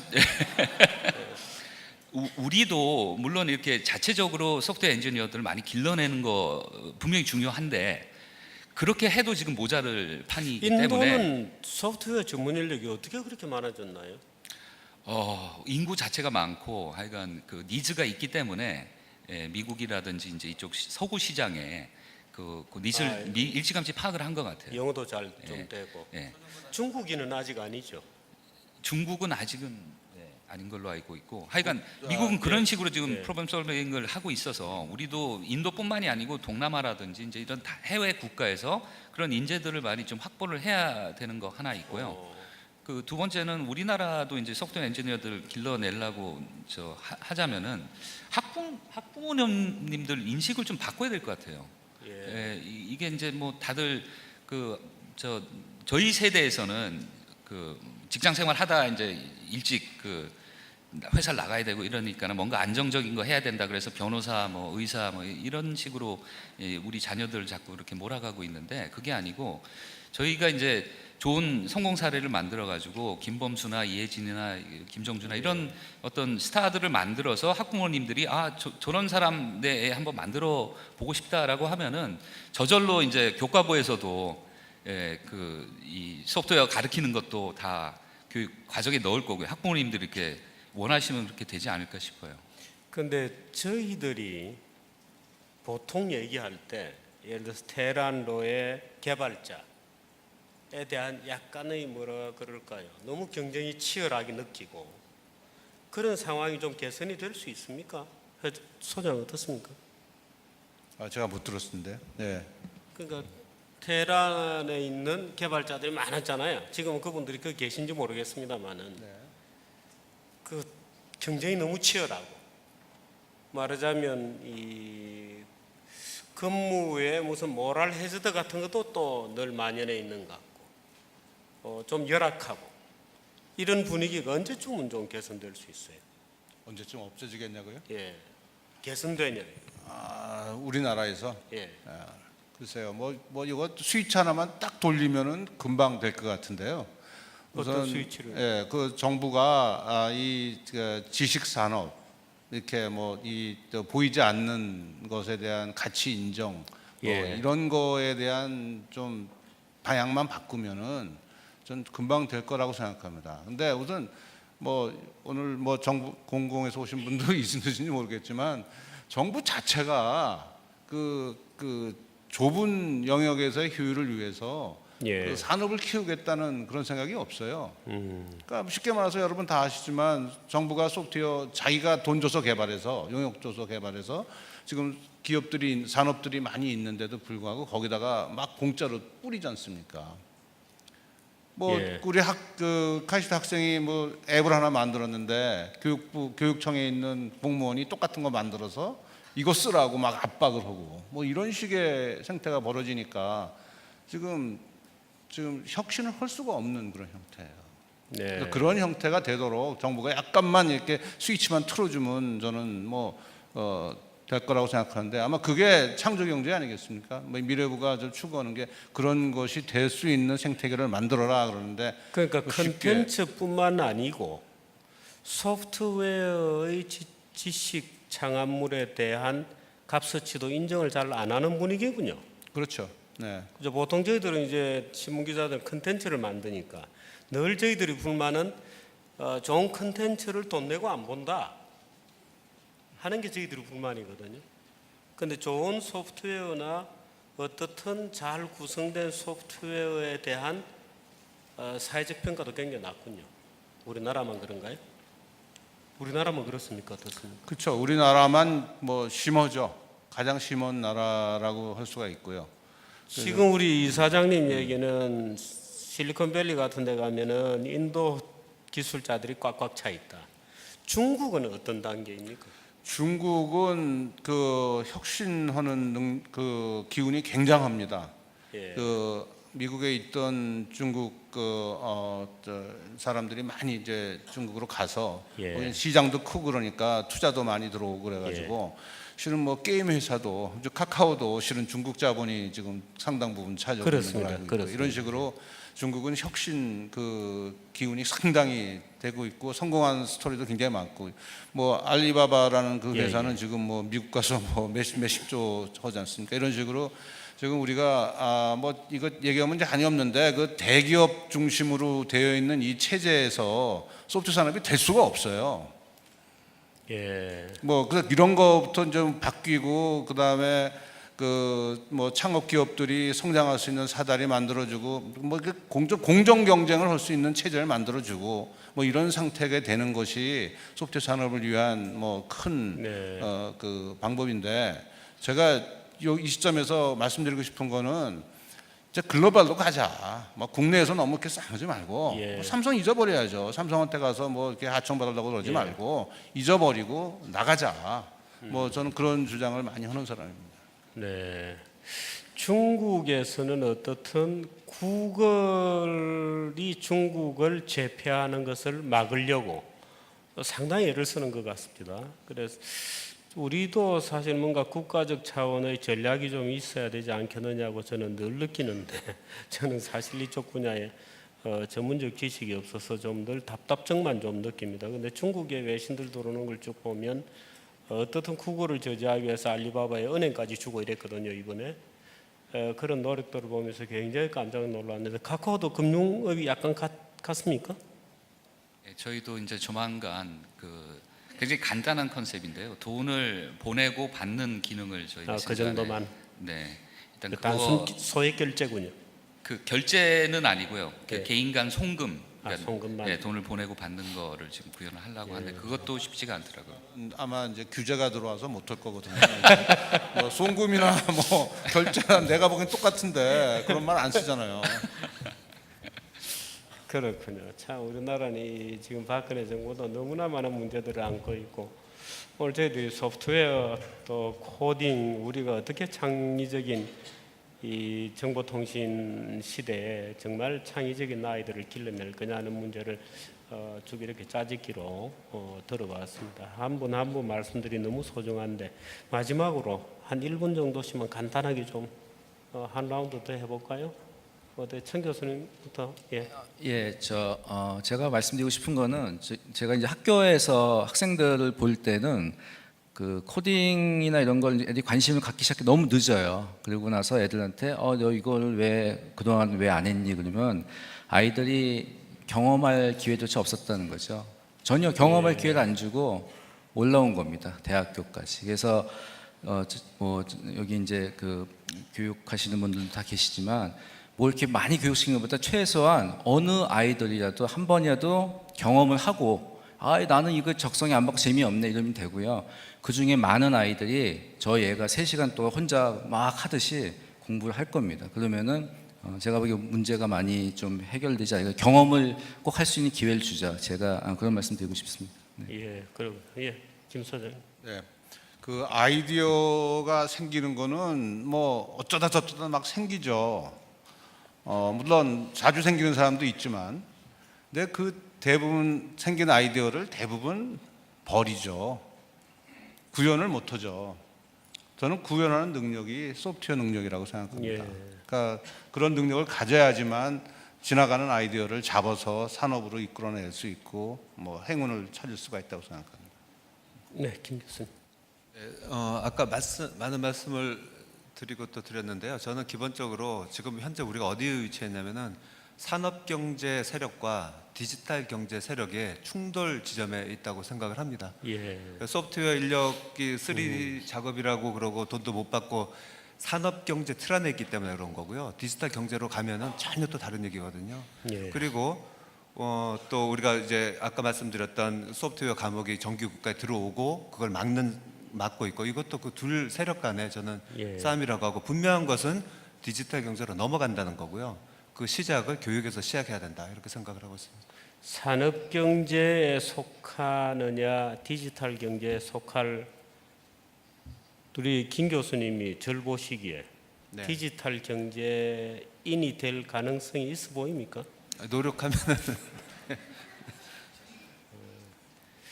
어떤 노력인지는 네, 모르겠습니다. 자연스럽게 다 돼가고 있는 것처럼 저는 생각을 하고 있습니다. 결국 예. 시간의 문제죠. 예, 고맙습니다. 자, 이사님. 예. 네, 제 얘기는 아니고요. 저희 김범수 의장이 평소에 하시는 말씀을 저 학부모님들한테 드리고 싶은 게 자신의 성공 방정식을 자식들한테 강요하지 말아라라는 말씀 꼭 드리고 싶어요. 뭐냐면은 그 부모님들 세대에는 고등학교 때 열심히 공부 잘해가지고 좋은 대학 가고 좋은 대학 가야 좋은 직장 얻고 대기업 가서 그게 성공이라고 생각을 했는데 여러분들의 자제분들은 앞으로 20년 뒤, 30년 뒤의 세상은 그게 성공이 아닐 수가 있다는 거. 그래서 그들만의 성공 방정식을 찾도록 좀 옆에서 도와야지 자기의 그 방정식을 갖다가 강요하지 말아 달라는 말씀 꼭 드리고 싶습니다. 그렇군요. 근데 그 이유가 무엇이 미래에 존재하는지에 대한 상상력 부족 때문이죠. 사실 부모 입장에서 보면 뭐가 있을지 모르고 아는 거라고는 지나간 스토리밖에 없으니까 지나간 가치 기준에 맞게 출세하기를 바라고 사실 미래에 뭐가 있는지는 불투명하고 그죠? 아마 여기 플로어에 있는 우리들이 미래에 무엇이 올지에 대한 약간의 팁을 오늘 좀 받으셨으면 하는 그런 또 바람도 가져봅니다. 오전 세션 여기서 마치는데 아마 배가 많이 고프실 거고 우리 플로어에서 특히 연단에서 고생해 주시고 또 플로어에서 또 고픈 배를 움켜쥐시고 쭉 그 얘기를 들어주신 여러분들께 진심으로 감사드립니다. 박수로 세션을 마치겠습니다. 네. 네, 시간이 어떻게 가는지도 모르게 정말 알차고 재미있는 시간이었습니다. 첫 번째 세션 소프트웨어와 창의 인재라는 주제로 얘기 나눠봤습니다. 네, 다시 한번 열성적인 발표를 해주신 우리 네 분의 연사분들 그리고 진행과 토론을 해주신 정규재 한국경제신문 논설위원 실장님께 다시 한번 감사의 말씀을 드립니다. 네, 이것으로 스트롱코리아 창조포럼 2014 오전 프로그램을 모두 마치도록 하겠습니다.